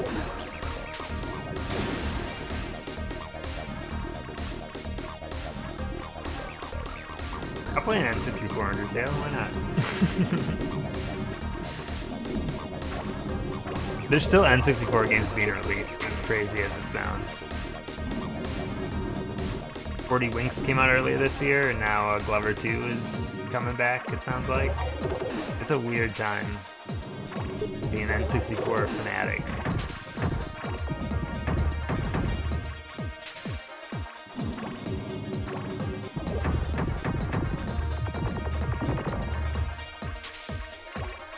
No, we went over this before, didn't we? 40 Winks? they did a Kickstarter to finish the N64 version that they had canceled development on, which has a couple new features, and then now they physically sell it in their store. I think we talked about this before. It's not a remake, but it's a better version of 40 Winks, if that's your thing. And you have a Nintendo 64 and 60 or 70 American dollars. I can't remember how much it costs. It's not on my list because it's not officially licensed, but it sounds interesting.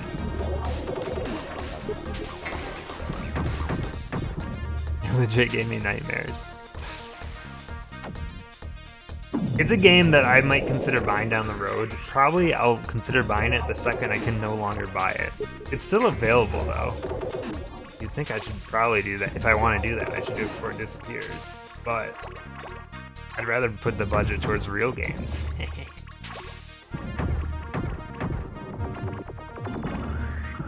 don't know, I feel like when you start getting into like unlicensed cartridges, you've opened up a whole new bag of worms, you know? Keep it simple.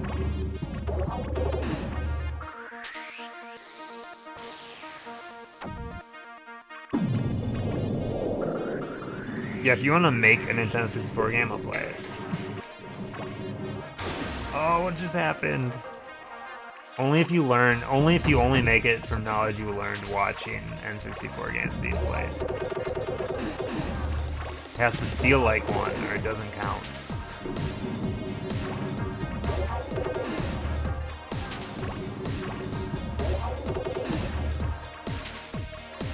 Can you imagine having to like figure out a control scheme for one of these bad boys? No wonder this thing doesn't have many games out for it. I'm sure a lot of third-party companies were like, nah, we like traditional controllers, actually. Yonoid 3. Oh, I forgot about Yonoid. That game was so good. It actually did a combo. I don't know how. I think I might be okay if I can just get one of these. Right. Oh my gosh, how big does this hole need to be? The actual hell.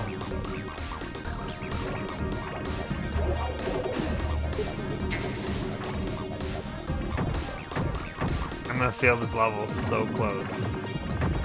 It's gonna hurt. I just don't know which way.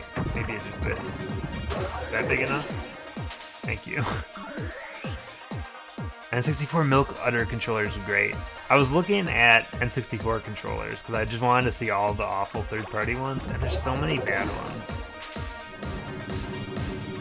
They've got like a Power Glove type controller. I don't know if you've ever heard of the Ultra Racer. You kind of have to look that one up to understand, but it looks like the worst racing controller I've ever seen. There's a lot of weird unlicensed controllers that probably shouldn't exist.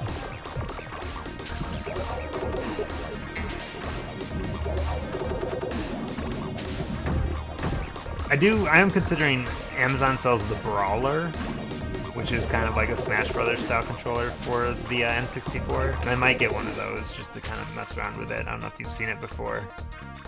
Looks like a TV remote, yeah, but it's got a tiny steering wheel on it that you're supposed to turn left and right. It's very strange.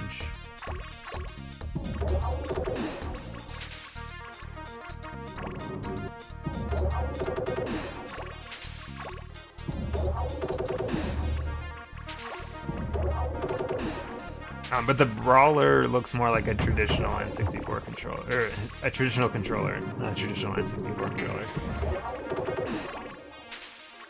So like they put the analog stick in a regular place and the D-pad in a regular place. Which doesn't work for all types of games, but it works for some types.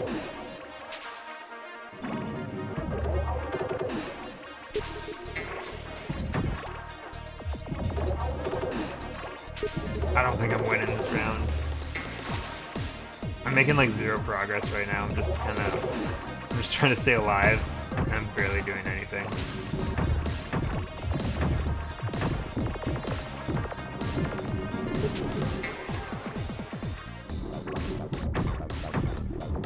I mean, I guess this kind of works, it just takes forever.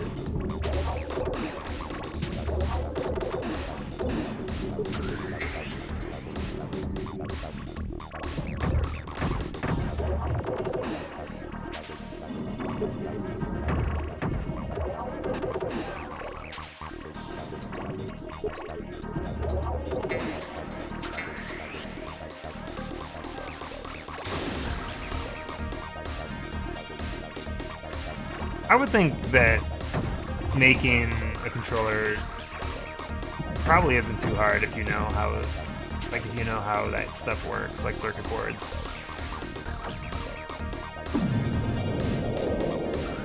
I mean, making like a quality one is probably tricky, but cobbling something together is, I'm sure, not too bad. Yeah, this music's really good. I do wish that they would showcase more of it.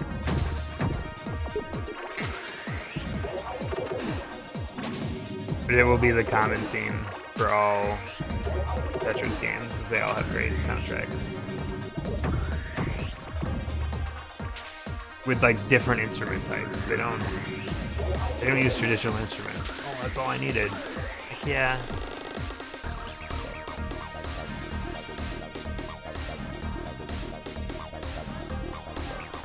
Alright, we're making progress. Almost done with this world. It's not the last world, though. I don't actually know how many worlds total there are.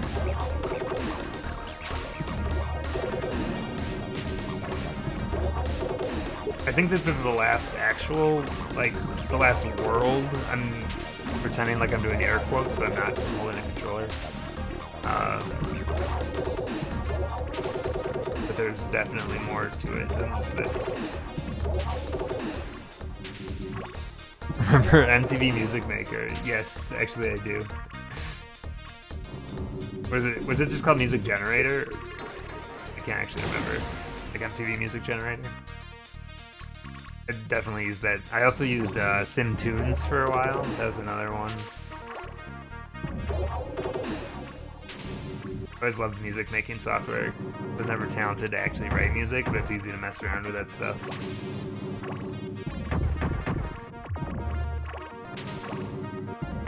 I went through a phase where I just made MIDIs for a while.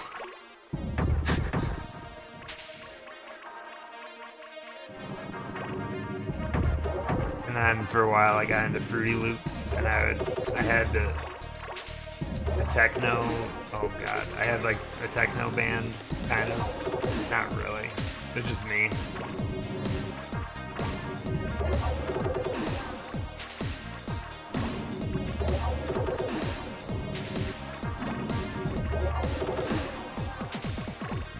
I probably still have that stuff on my computer somewhere. It's all awful. It might even still be on SoundCloud somewhere, actually. Really, has SoundCloud been around that long? That would have been from like the early 2000s. I had it up somewhere.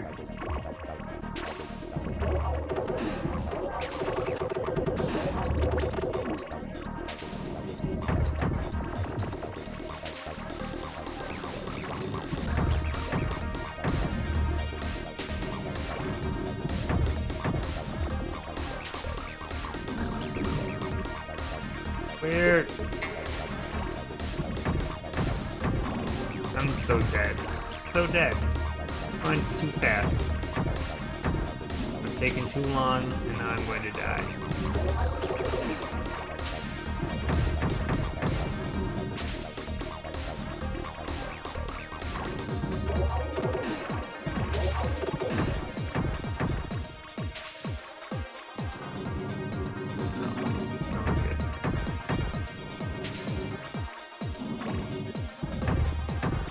On your GeoCities website. I used to have a GeoCities website. Alright. You want to get to the real... You want to go through my internet origins here? I've done so much stupid stuff on the internet, but... Not like stupid stuff, but stupid stuff, you know? I used to have a GeoCities website, which I made with Yahoo Page Builder, and then I taught myself how to write HTML. From that, I taught myself how to write HTML in Notepad. From there, I bought my own domain. Oh wait, no, a friend gave me 5 megabytes of data on their web space. Web space was a lot more expensive and hard to come by back then. So I made a website that was under 5 megabytes, which was pretty easy back then. And then I bought the domain. Which domain did I have first? I think I had like brak2000.com, because that used to be what I went by back then. And eventually I ended up changing my username because the year 2000 then looks like a year you were born after a while. And I didn't want people to think I was born in the year 2000. That's where I switched over my name. The 2000 was a reference to the David Carradine film, That's Race 2000. If you want the origins of my name, it's that and Space Ghost, my original name. The origins of my current name, no clue. But then I bought the domain emotears.com, which I owned for a couple years. I don't know why. That was my website for a while. Giving away the year of your birth is kind of dumb in retrospect, yeah. I always tried to stay away from that stuff. My username is just what was available on AOL Instant Messenger. That's how I got my current name. I'm gonna buy emoteers, I kind of redirect here. I don't know if like some company's probably still squatting on it. I don't even remember who I got it through. Probably like GoDaddy or something. Emoteers is pretty good. But I used to do like Flash animations, and I would keep that stuff on that site.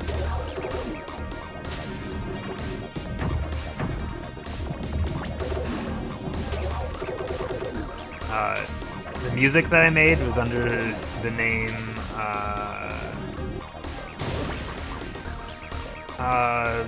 Rage Against the String Cheese, I think was the name of the music I made.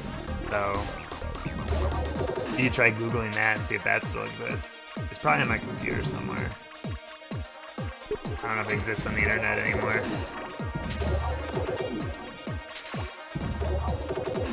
Not a very creative name though, so there's probably other things in existence. My Flash animation's pretty bad. And they're probably not super appropriate anymore either, because I made a lot of them when I was in high school. Some of those still exist on YouTube, but you're never gonna find them. There's some bad stuff in those though, so I don't really tend to share them anymore.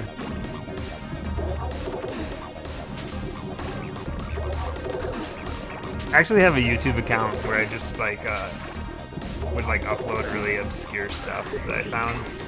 And I think that account, it's a different account, but it's got a lot of views. I mean, it's not really my content, so who cares, but anime music videos. Oof. Yeah, I thought we were so edgy. You're not wrong. Alright, my Zen state is like running out here, and these levels are just hard. This and the next level I think are gonna be a grind.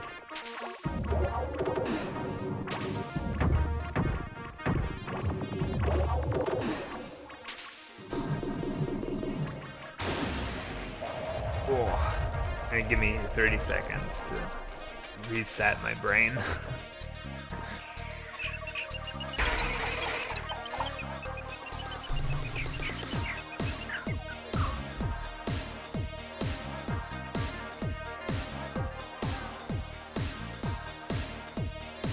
Slowly crawling through the entire archive team, GeoCities archive. So what I would love to know, I can't remember, is there an actual win state for this mode? Yes. This is actually what the game claims is the last chapter, but I know there's at least one after this. I've gotten past this before. It's just very hard. I can't remember my original GeoCities site. I would love to see again.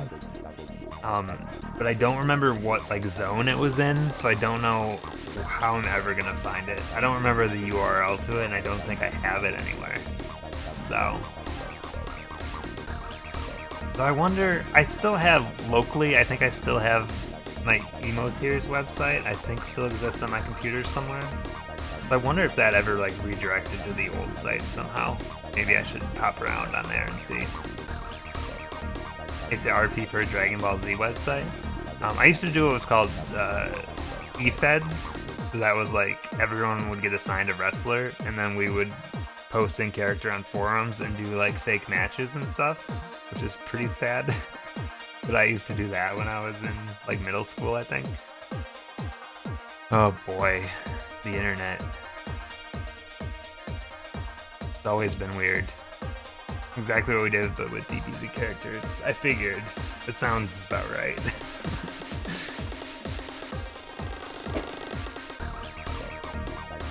There's someone I still know that was in that eFed with me that I knew in real life that still brings it up every time I see him. I don't know why.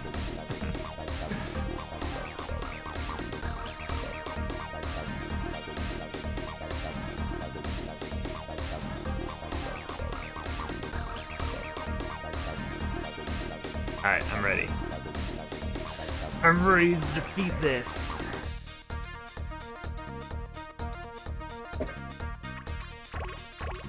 I used to post on GameFAQs all the time, and that's where I met a lot of people that I still keep in touch with.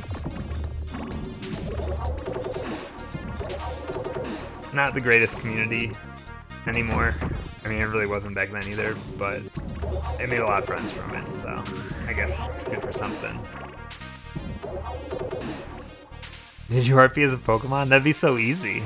You just have to say, like, whatever your name is over and over. Simple as that.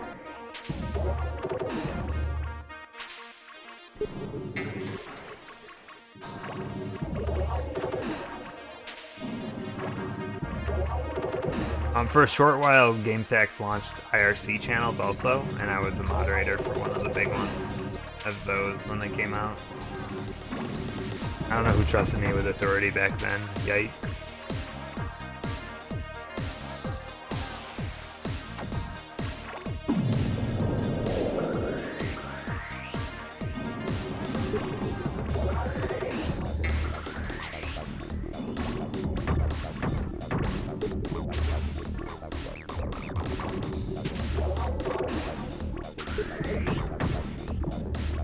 Yeah, IRC is something that I did probably way longer than it was cool. I don't really use IRC anymore, though.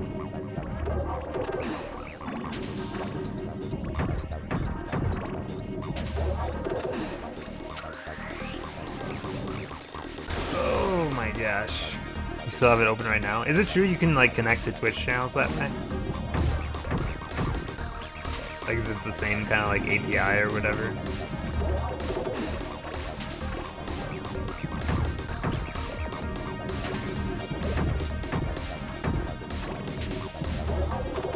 That's cool. That's how people just say it in your chats forever.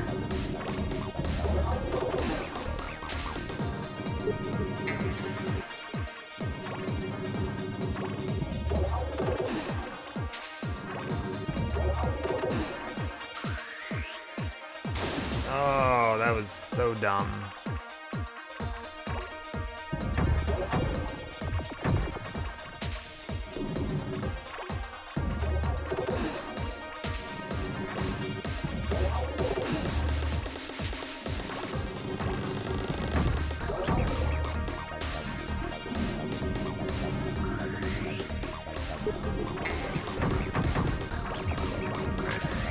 Come on. I'm not big enough. No!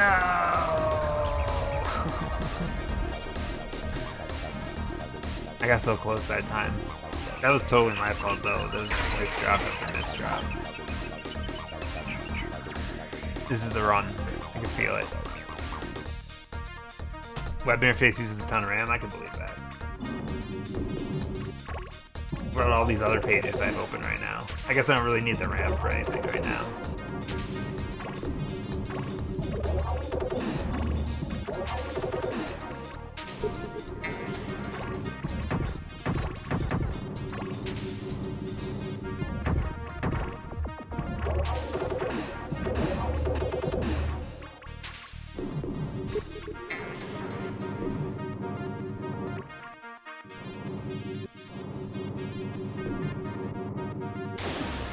Is it weird that I still remember my ICQ number? I don't know why. These things, like, I didn't even use it that much, but I still remember it.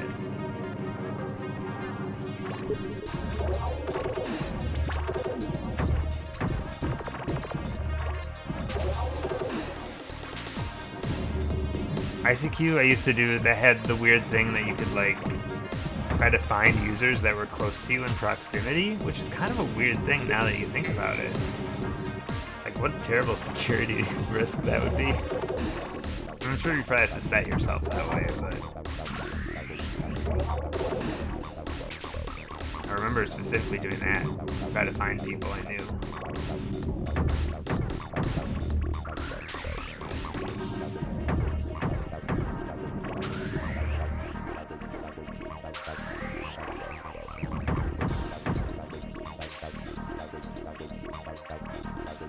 Your stream is dying.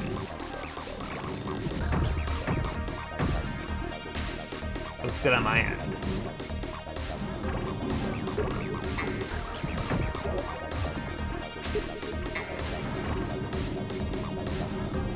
Oh no. Surprisingly not dropping too many frames tonight. I must be lucky.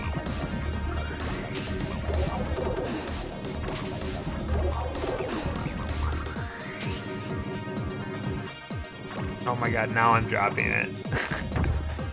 This is what happens when you say these things. Look what I did to myself. This is the ultimate jinx right there. The ultimate jinx. It's coming back.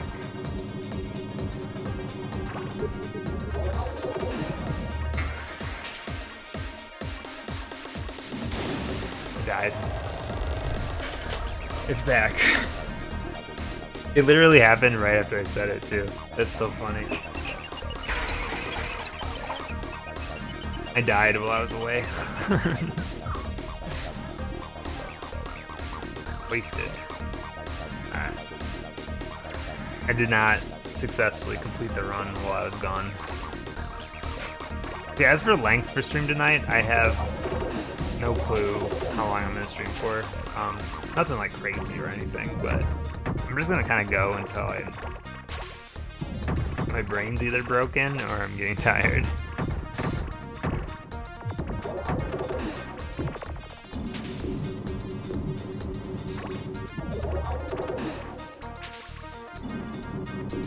I do hope I can get through this pretty quick, because this stuff, the longer I go, I feel like the more it's gonna get hard. If that makes sense. It's the repetition that kind of messes with your brain after a while. You said this is the last level in this game? It is not the last level. So every world has 10 levels. This is what the game wants you to think is the last level, but I know there's like a bonus world after this. I don't know, we'll just roll with it and see what happens. I'm pretty sure though that there's still a world after this. But no matter what, there's definitely still a level after this before this world's done.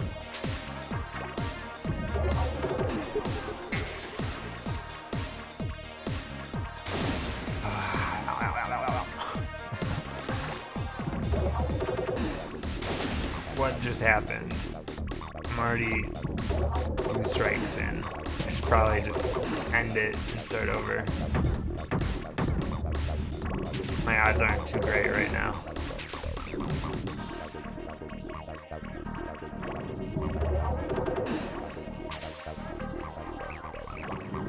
Yeah, GoldenEye's next. GoldenEye, I think I've decided I'm just gonna do an agent run of that game. I don't actually know how long that'll take me. It'll be interesting to see.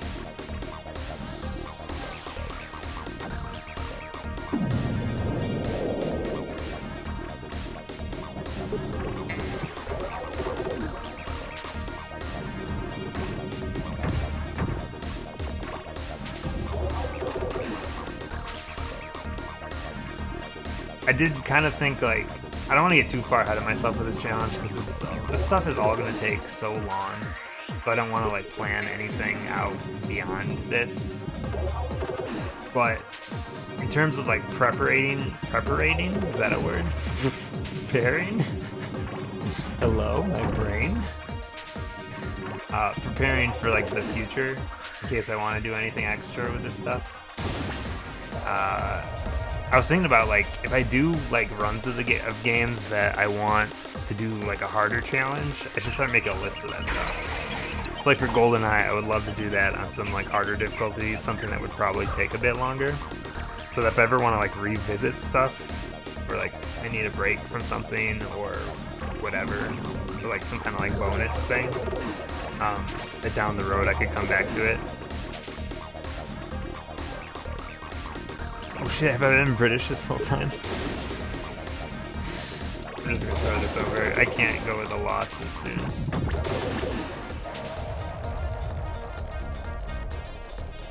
I just want to prepare. In case I need some ideas down the road for some stuff.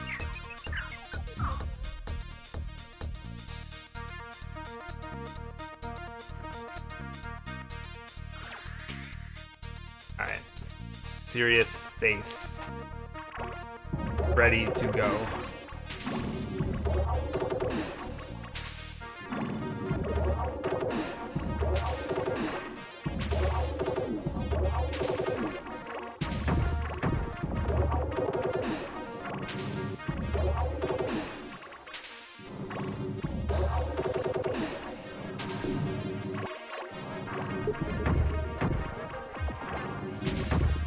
Now that I'm playing this right now, I'm starting to notice, like, I'm not very good at Tetrisphere. Like, I'm okay at it, but I want to see some real players play this game.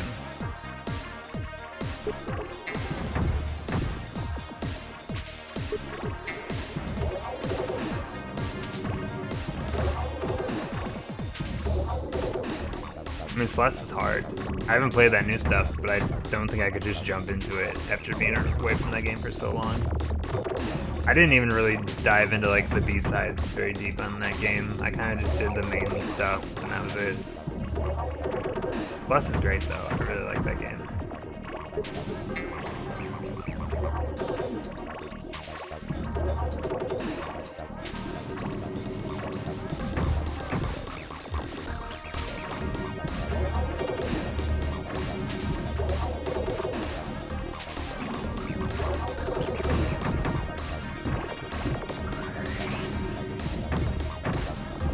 Alright, we've got a hole started. This is step one.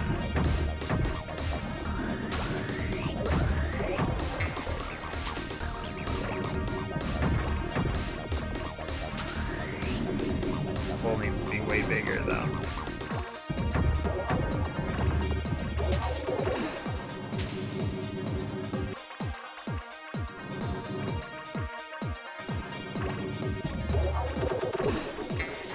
So far away from home. Let's just stick over here. No! Too much sliding. Too much speed required.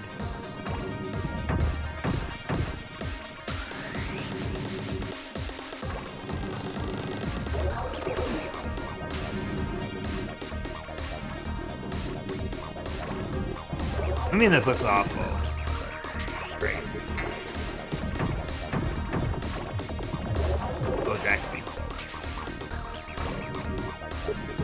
The same email address since '97. That's a long time.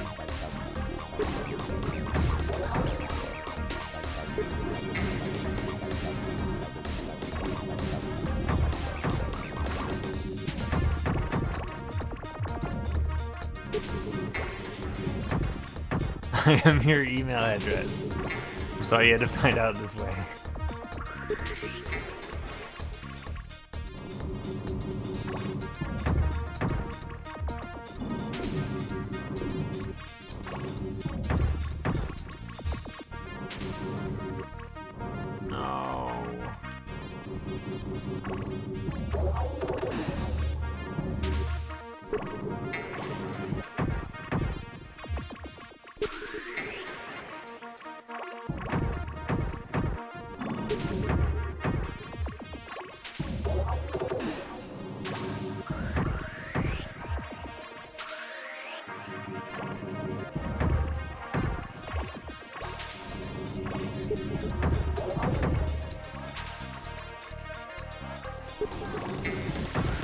Yeah, never find out people's age on the internet. Never works out for anyone.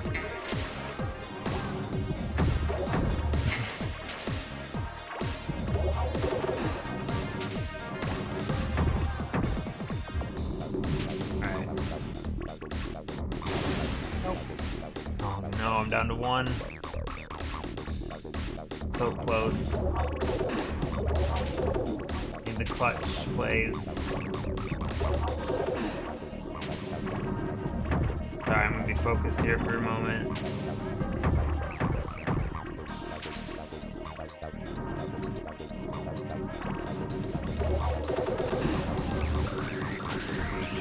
Oh my gosh.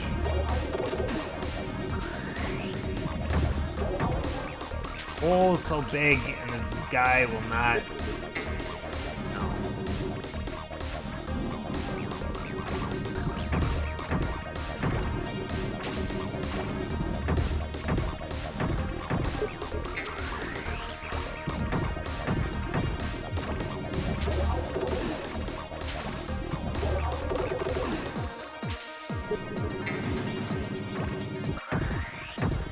Oh my god. So close. Slug, are you older than me? I don't actually know your age. That's the question. No, I would not marry an 11-year-old. 37, alright. Yeah, you got some years on me. At a certain point, it all blends together. He's done it, yeah. This is a harder version of what I just did, though, so we're not quite out of the clear yet. Then it should get a bit easier after that for a little bit, because the holes start smaller. Everything past 30 is kind of the same. Yeah, that's true. Feel a little sore every year until you die.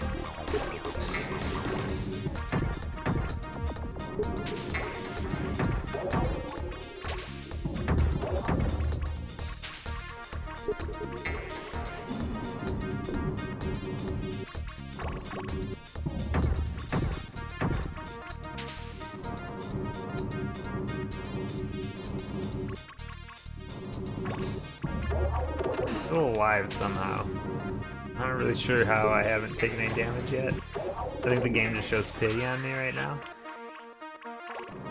Oh, okay. Just kidding.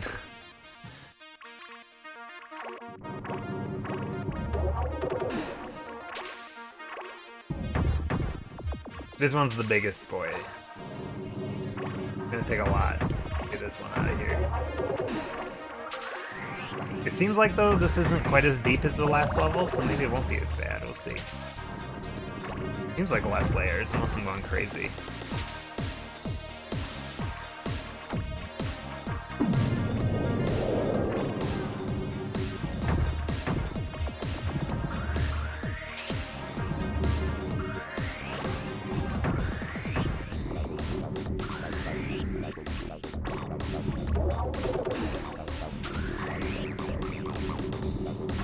What if I get this one first try? I wouldn't actually believe it. It would seem like a hoax to me.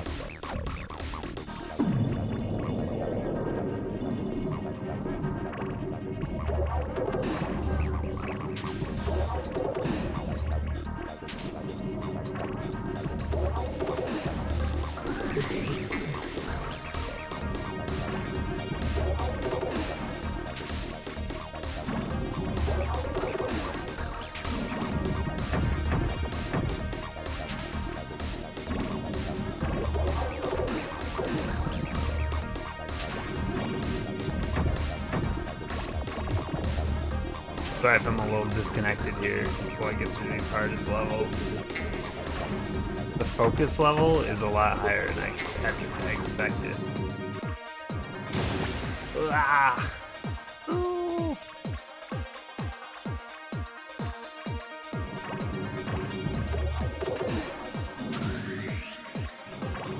This hole just needs to be so large.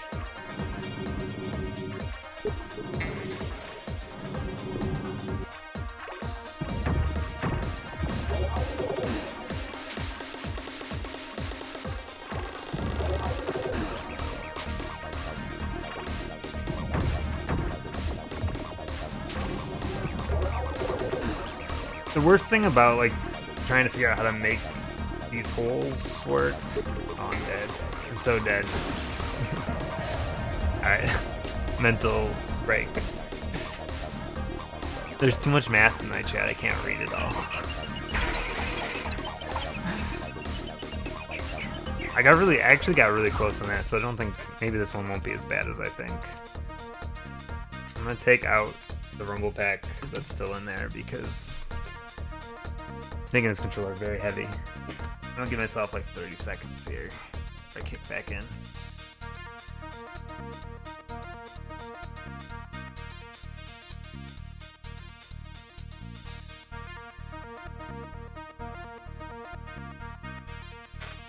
I can do basic addition.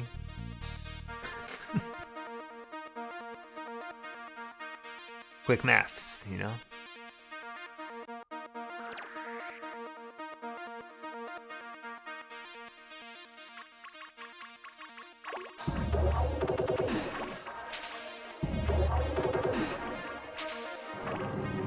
Yeah, I'm just here for the memes.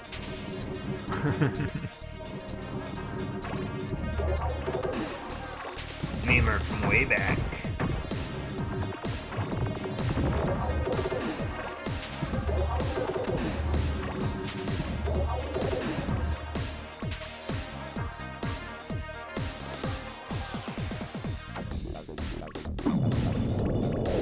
Gonads and Stripe. That's real old memes.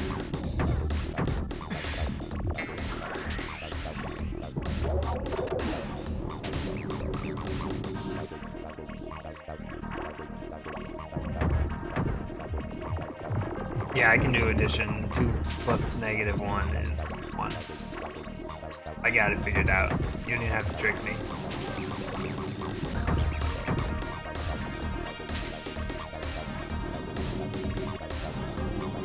Can't.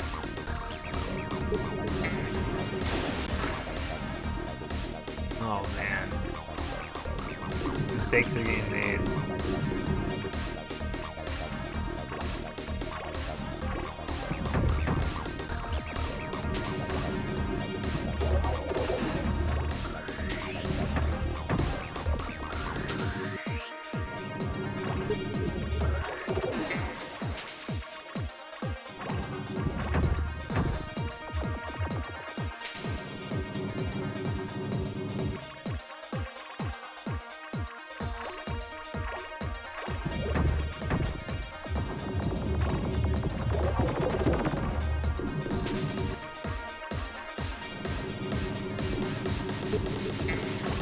Yeah, stuff like this is why I need to figure out what I'm going to do for future puzzle games.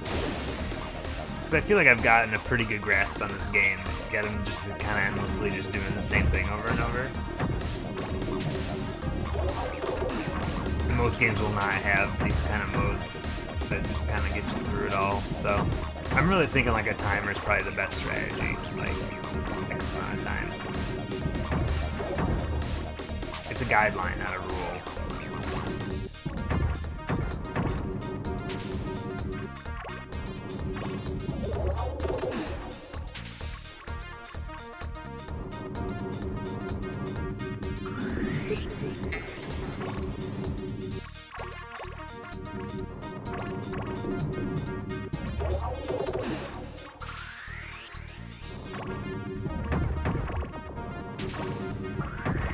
This hole is way too small.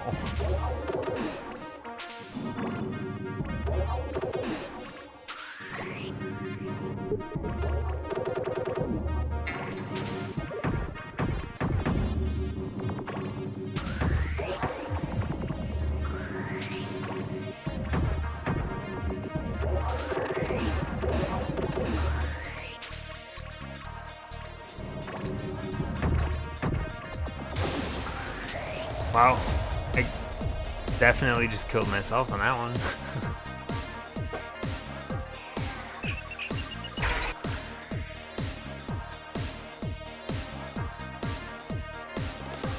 AI playing this game is something I really would like to see, actually. I want to see how this game's done by a real player. I want to see those combos work. I'd imagine it's a lot of like pulling and matching blocks that are underneath other blocks. I think it's just how the combo system works. Kind of like that, just by sheer accident. And I think the better your combo, the more the camera zooms out. So that's why I'm kind of needing some RNG because I don't know how to combo properly. What am I doing? Fine.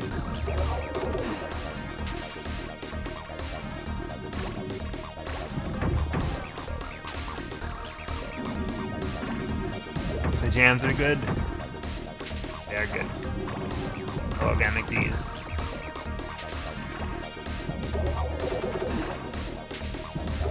You still playing Link's Awakening right now? I need to know if it's good. I need to know how it's going.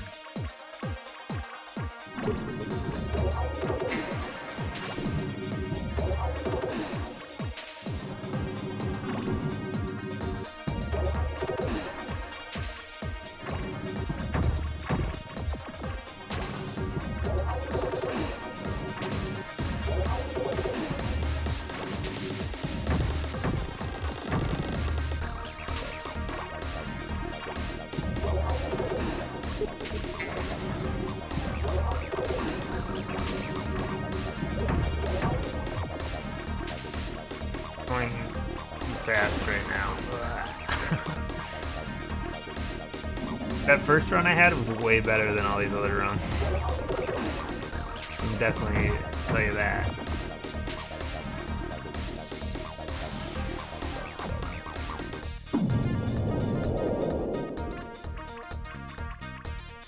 I got you. Yeah, the game looks pretty cute.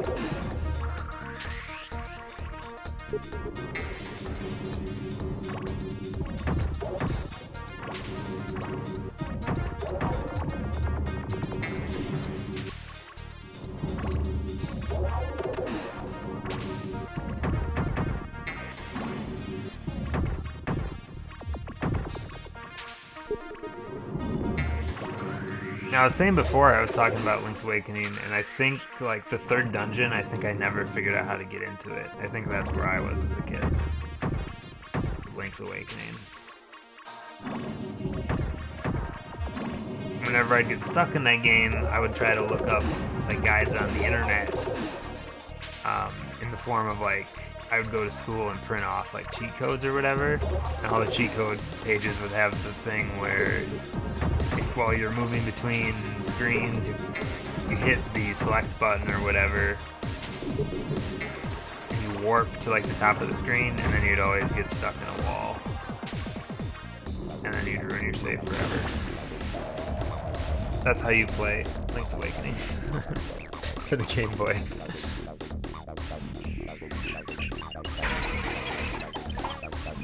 I need to get good.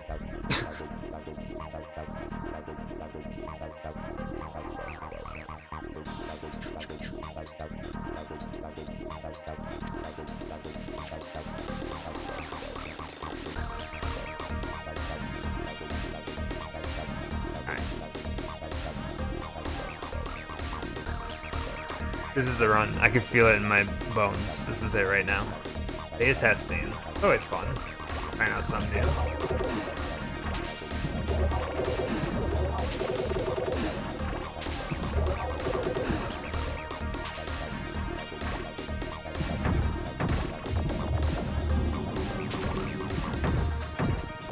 Does that game make you think of chicken pox? That seems like a bad memory to associate with something. Unless it was fun, then go for it.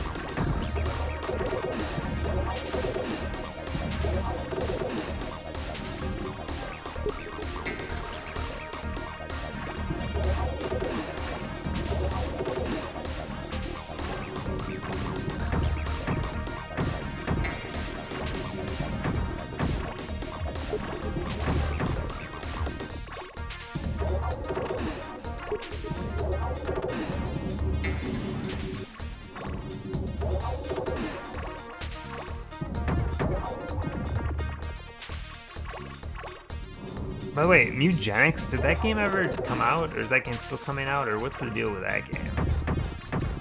I remember it being out of development, the back end development.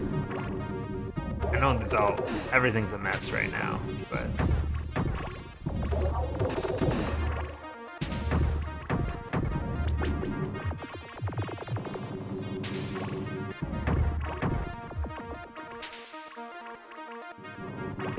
back in development recently. I can't keep this all straight.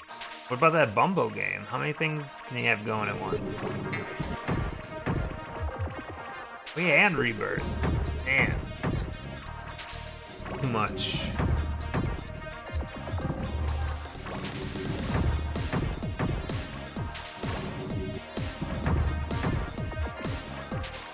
I don't even know what genre that Bumbo game is. Is it deck building? If so, couldn't time that out any better.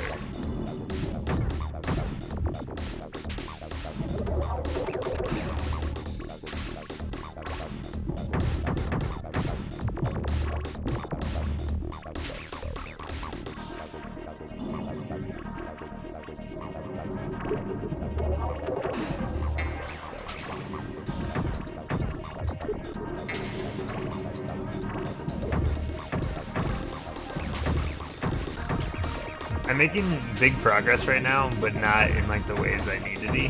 I'm kind of just lowering everything down at once.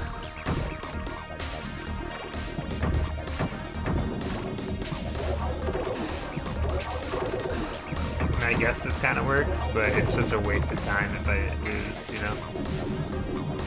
I'm stuck.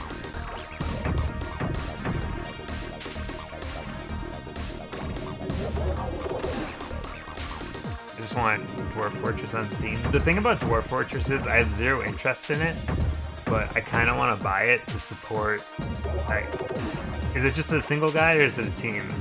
Because after reading that story, it's like, how can you not want to support this? So I might end up buying it even though I don't want to play it. Because it's pretty bonkers, that whole story.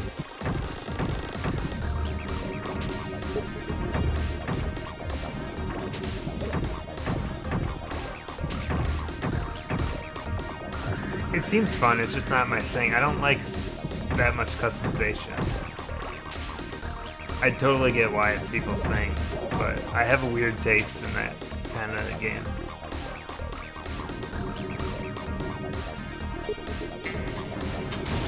Oh boy, okay. We're fine. It's gonna be okay. That's just one. It's a strike one. Still got 2 more times at bat, you know?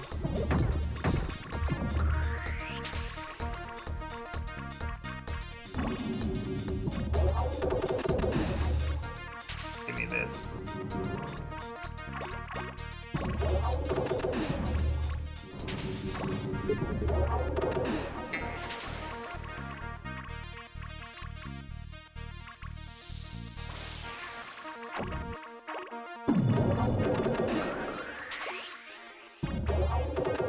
Alright, I see you, friend. How big of a space do you need here?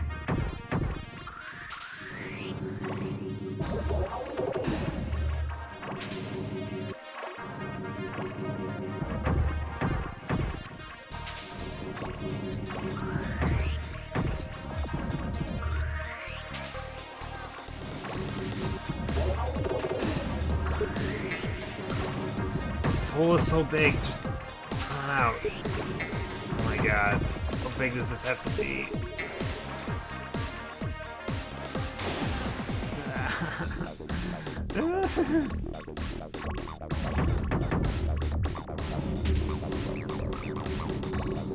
I feel like it's gotta be this corner up here, right?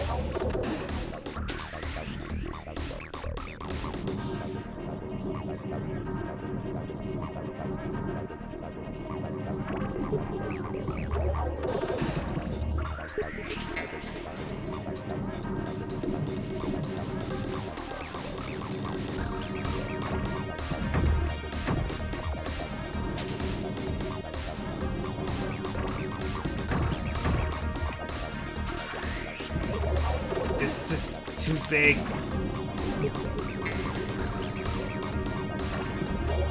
Oh my god, how did I not just die there? No.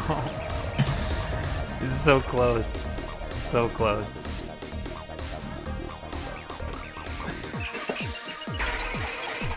You're all different colors for me. Oh, I got so close. Okay.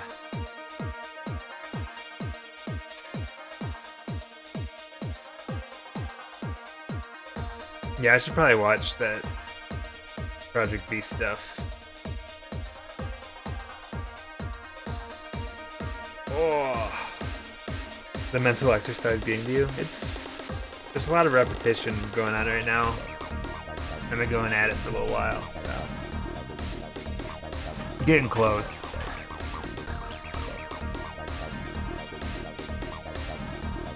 Yeah, I'm not smart enough for Kerbal, but it definitely interests me to watch it.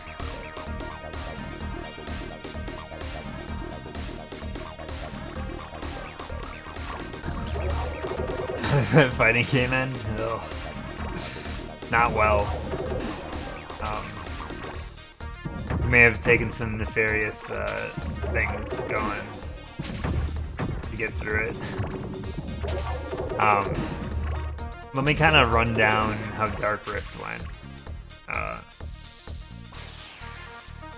I struggled through pretty much every stage after stage 5. And each one would take me progressively longer than the last.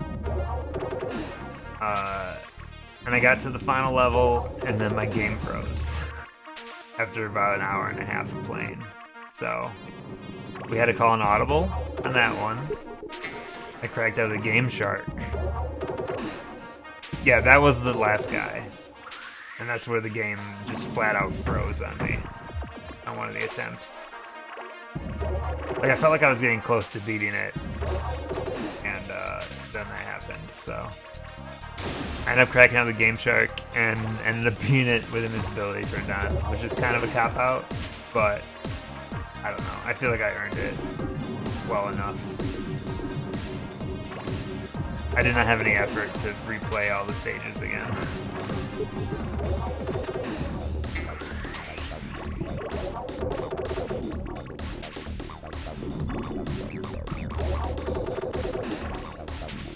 I mean, Austin still comes back every once in a while.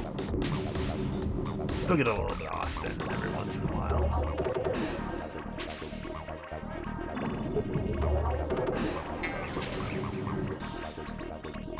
That's what I love about Giant Bomb is like everyone comes back at some point for a little while. You can never escape. It's kind of like you're kind of just stuck there forever, you know? Even when you leave.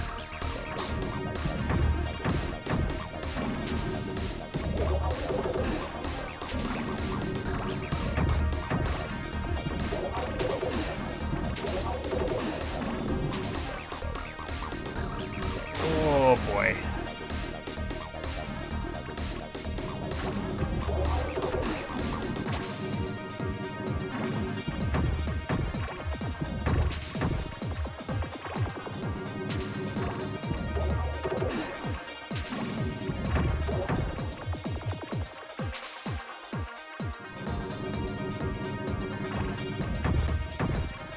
I'm so far up in the sky right now that I can't drop pieces in some of these places because it's too far. Pretty nuts.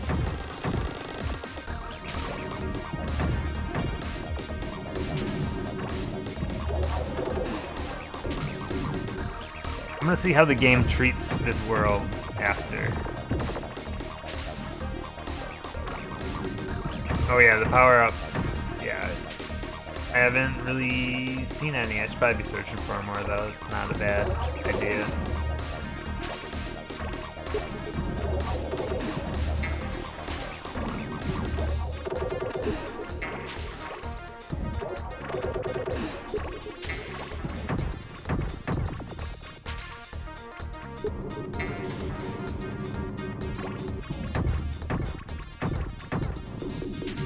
Oh, you know, fit.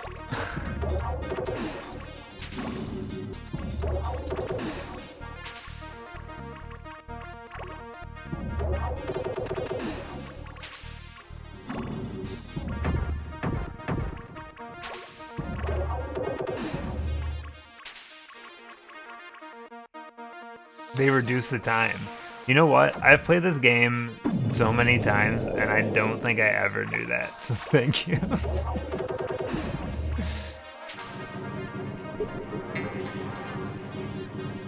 Holy shit. That went fast.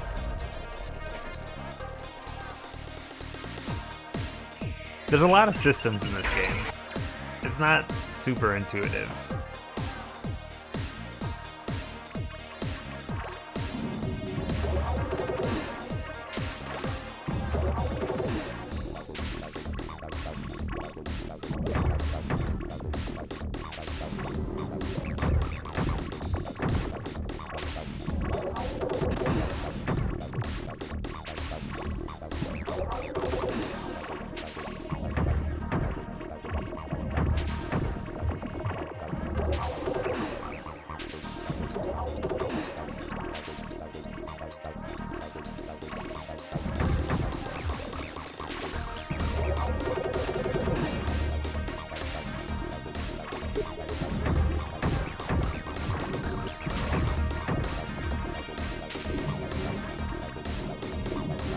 I think I'm still on the same level as last time. I think. I've been on this level for a while now.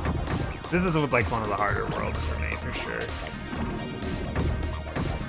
There is more levels after this. I'm gonna see how this game treats this. We'll make a decision once. Holy shit. Oh god.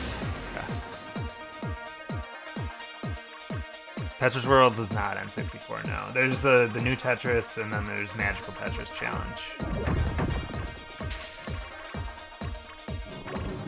Tetris Worlds was like 360, wasn't it?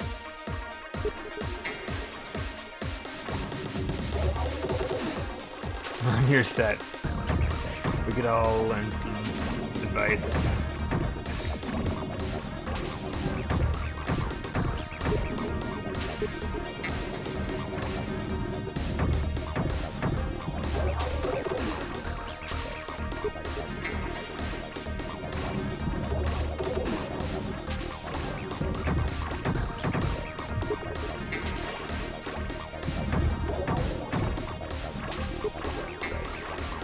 Yeah, you're thinking of the new Tetris. Oh my god, I thought that was a match.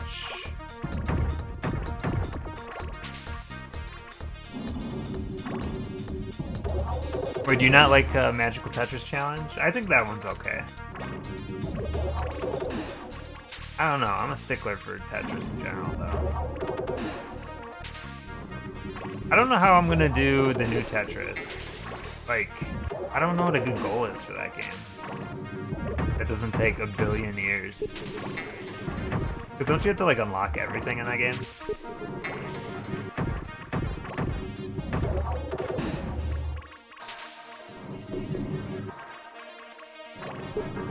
I don't know, we got a ways to go before we get into that, though.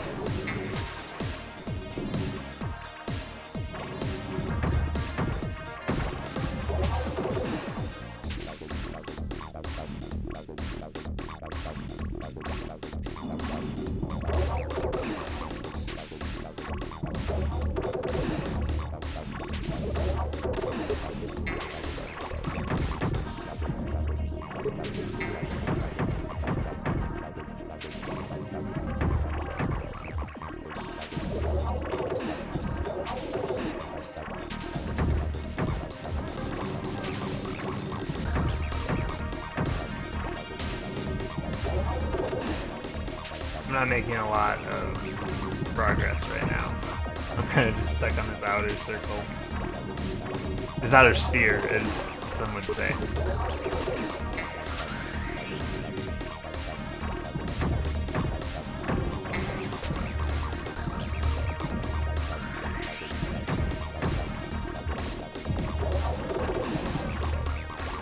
Just play something cool, like anything. Everything's cool. Play Animal Crossing New Leaf for the 3DS.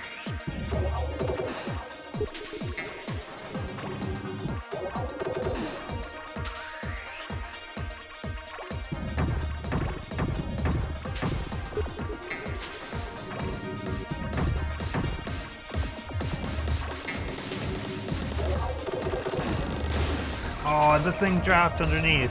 Okay.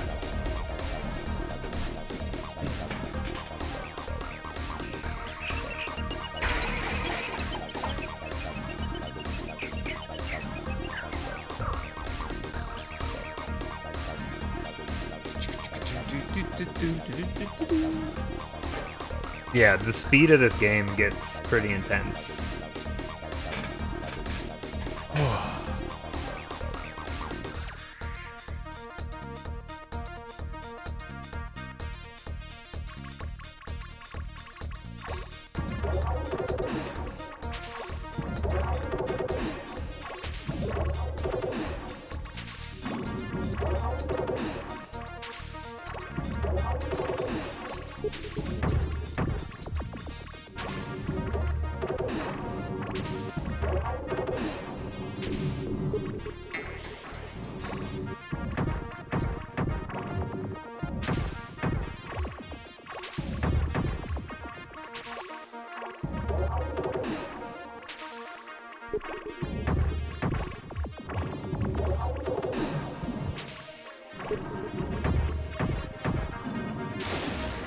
Oh, that...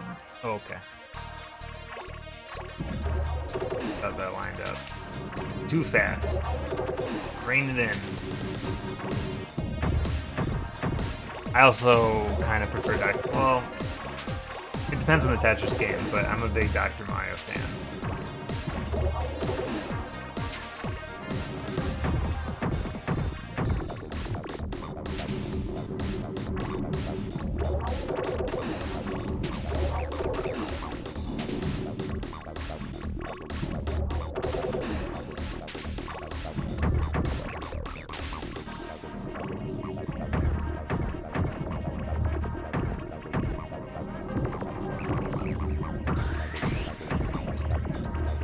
That was actually a really good combo I got on accident there.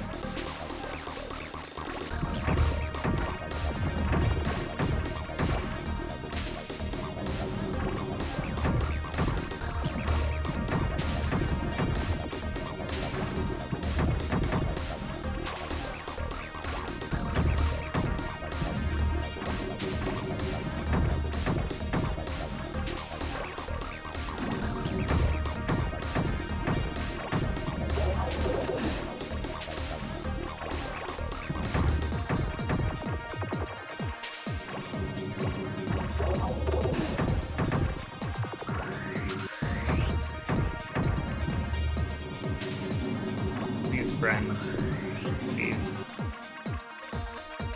Come. Oh my.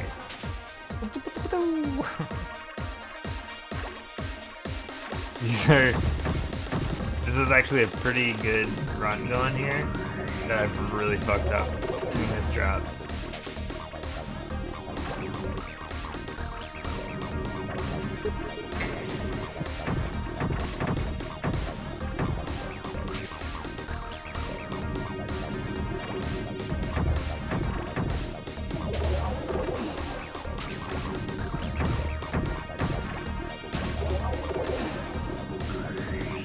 Still time.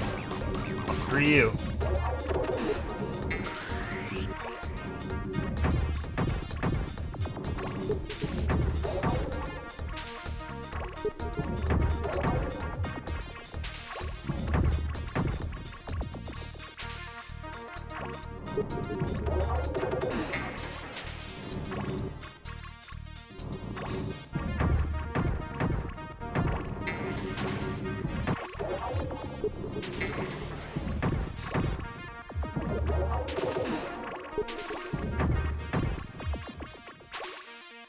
this.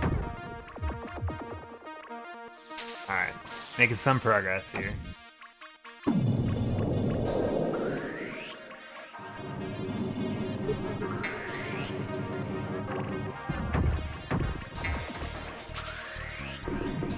Oh, it doesn't.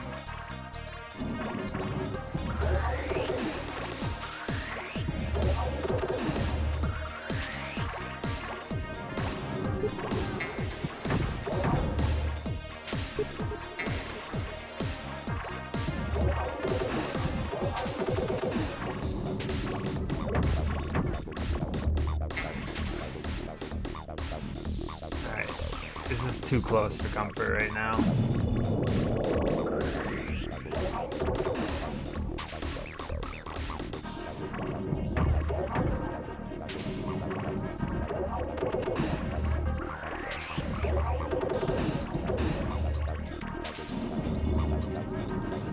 No.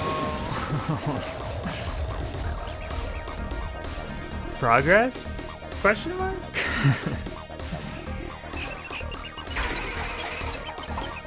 I gotta learn how to like make the square at the end. I try to like drift off too far in one direction sometimes.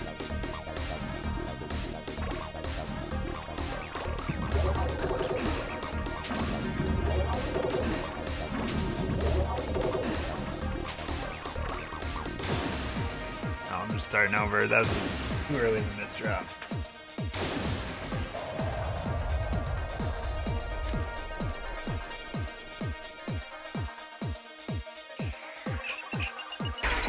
What's crazy is like the absolute first run that I did for this level. I got pretty close right away.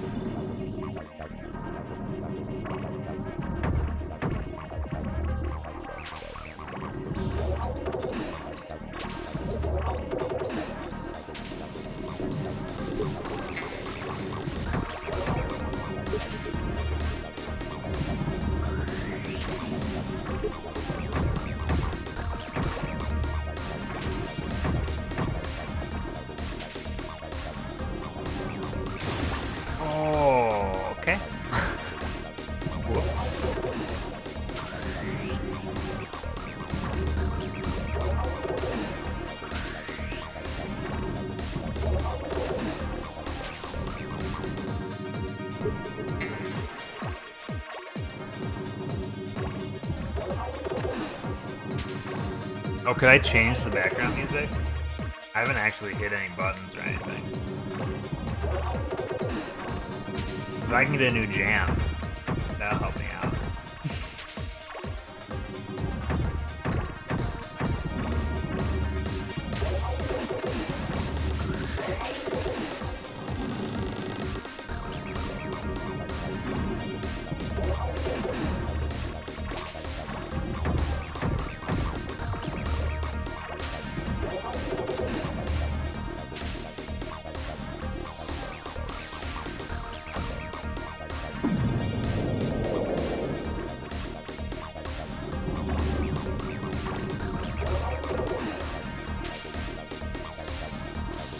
Pause menu.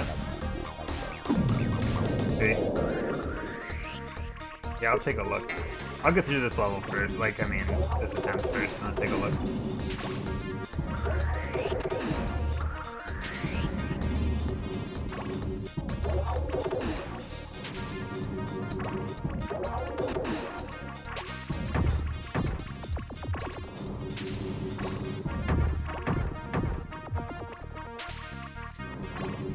Not to say it's not bad, but I have been listening to it for like 2 hours. So I wouldn't mind some variety right now. Night Slug. How's it going? Thanks for hanging out. Oh shit, I did it. I did it just for you! I looked at the screen and it said ice job.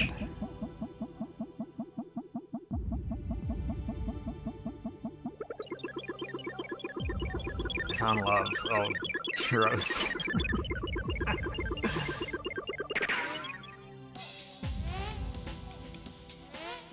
Didn't realize this game was this horny.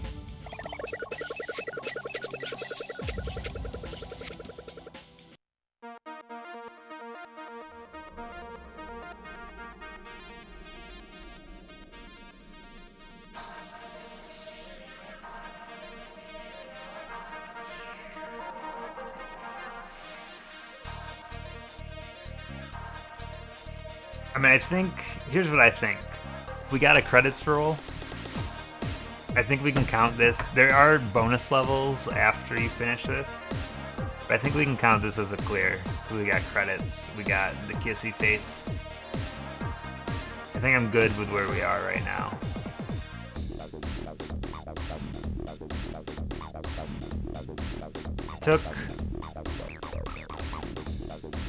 It took like 2 hours, 45 minutes, which was a little bit longer than I thought, but my dexterity has fallen since we started.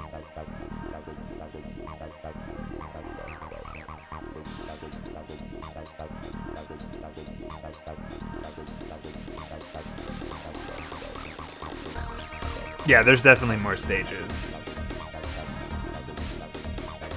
Because I remember it gives you like the tooltip when you go in of like, you pretty much need to learn combos at this point.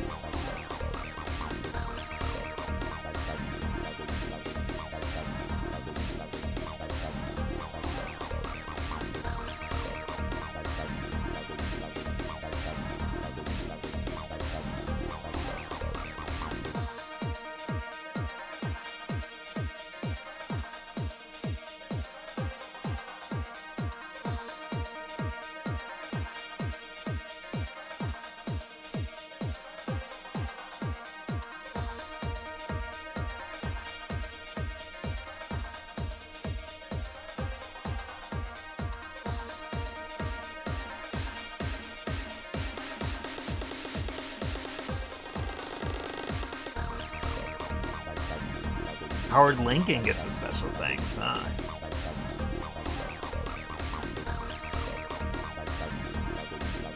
That old chum.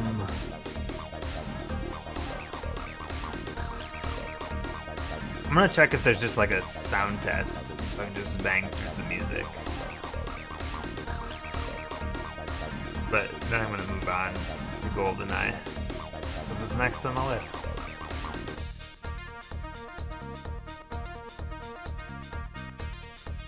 But yeah, this game does have a lot of modes. Dude, there's a hashtag in this game. Before hashtags were cool.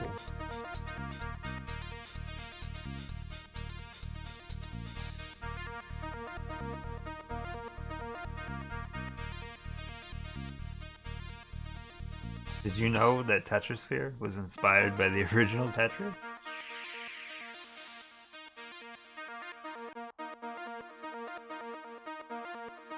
This is where he yells at you. There's bonus background music you can unlock with a code. That's interesting. I don't want your episode 6 right now.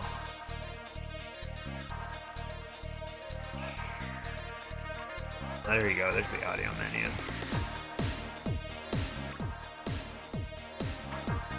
That's volume.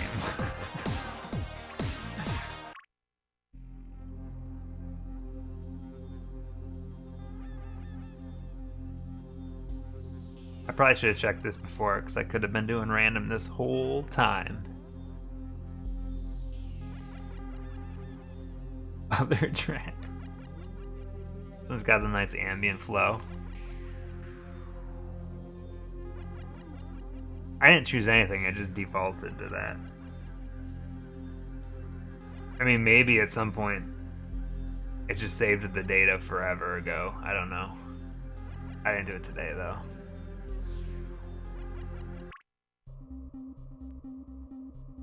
Artist. All of these start delaying.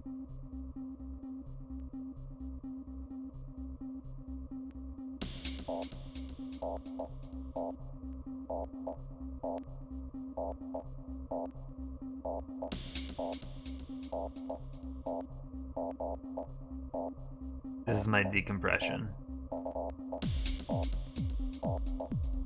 After 2.5 hours of dropping pieces.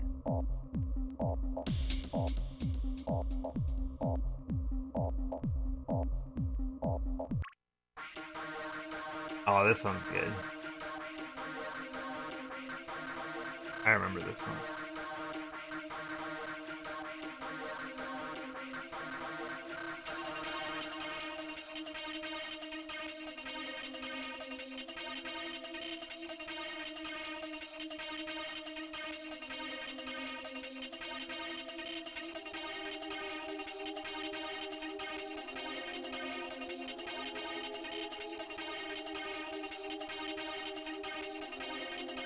It's like if you gave someone the Hazy Maze cave music and you're like, make this into a club banger, then this is what they do.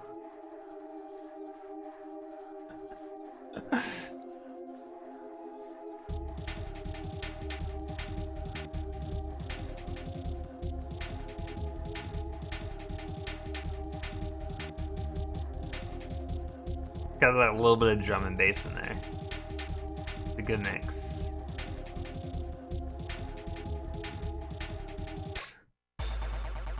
Oh, this one too. A little over the top, but I used to listen to this one a lot too.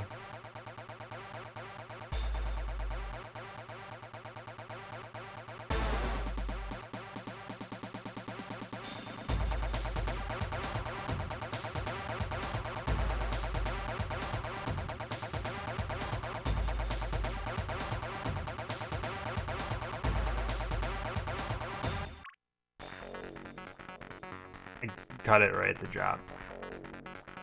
Flim Flam is a good track name.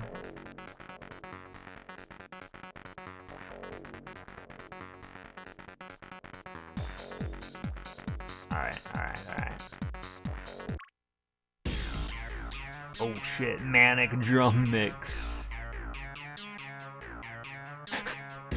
This is pretty good.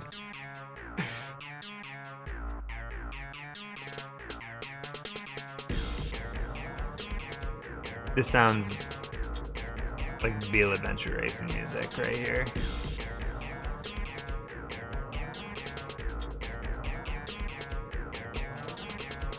Yeah, how do people have so much info about these Tetris games? They're just really into them. Like, their Wikipedias always do seem to be longer than a lot of other games. Shit. Listen to this.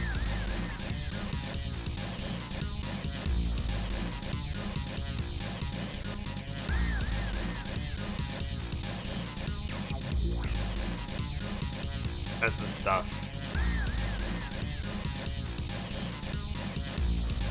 No, this is Prodigy. Twisted Firestarter. Hey. Alright, good stuff. Also good stuff. It's all just really good. We're doing this right now so that when the judging comes for this game, we can remember. Oh, it wasn't just one track.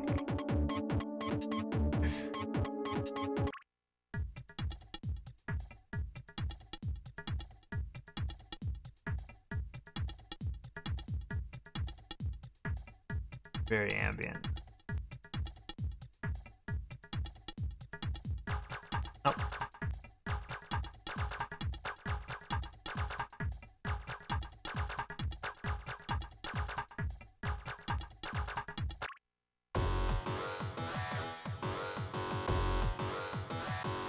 This is a track about Holden Caulfield. The ultimate funny.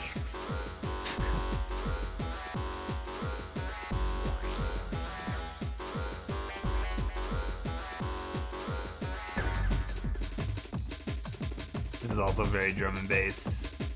Wow.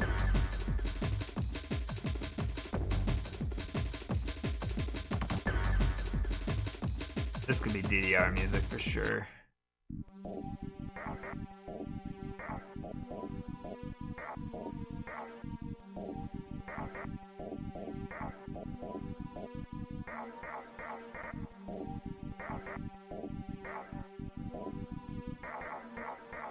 Yeah, there's definitely a Beatmania vibe going on.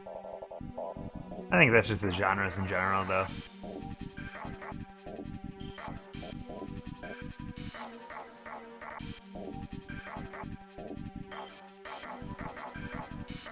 Huh.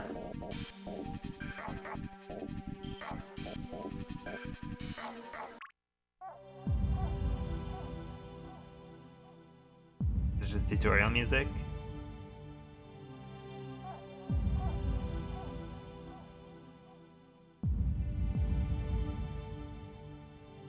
So this third is a Jaguar game.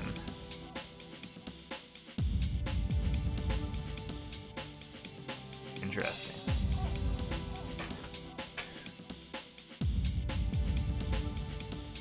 Yeah, I might have to read more into that sometime this weekend. Zip zip. Zip zip.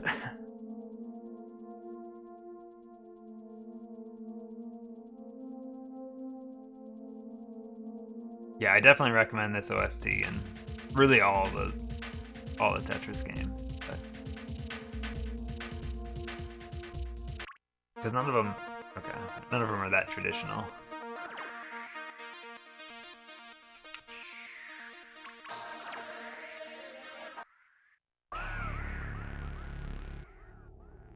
Cool, dude. Accent took 16 hours. Yeah, it sure did. Okay, so Exen had like an arc. Alright, we're switching over to GoldenEye, by the way. This is the end of Tetrisphere for now. Checking it off the list.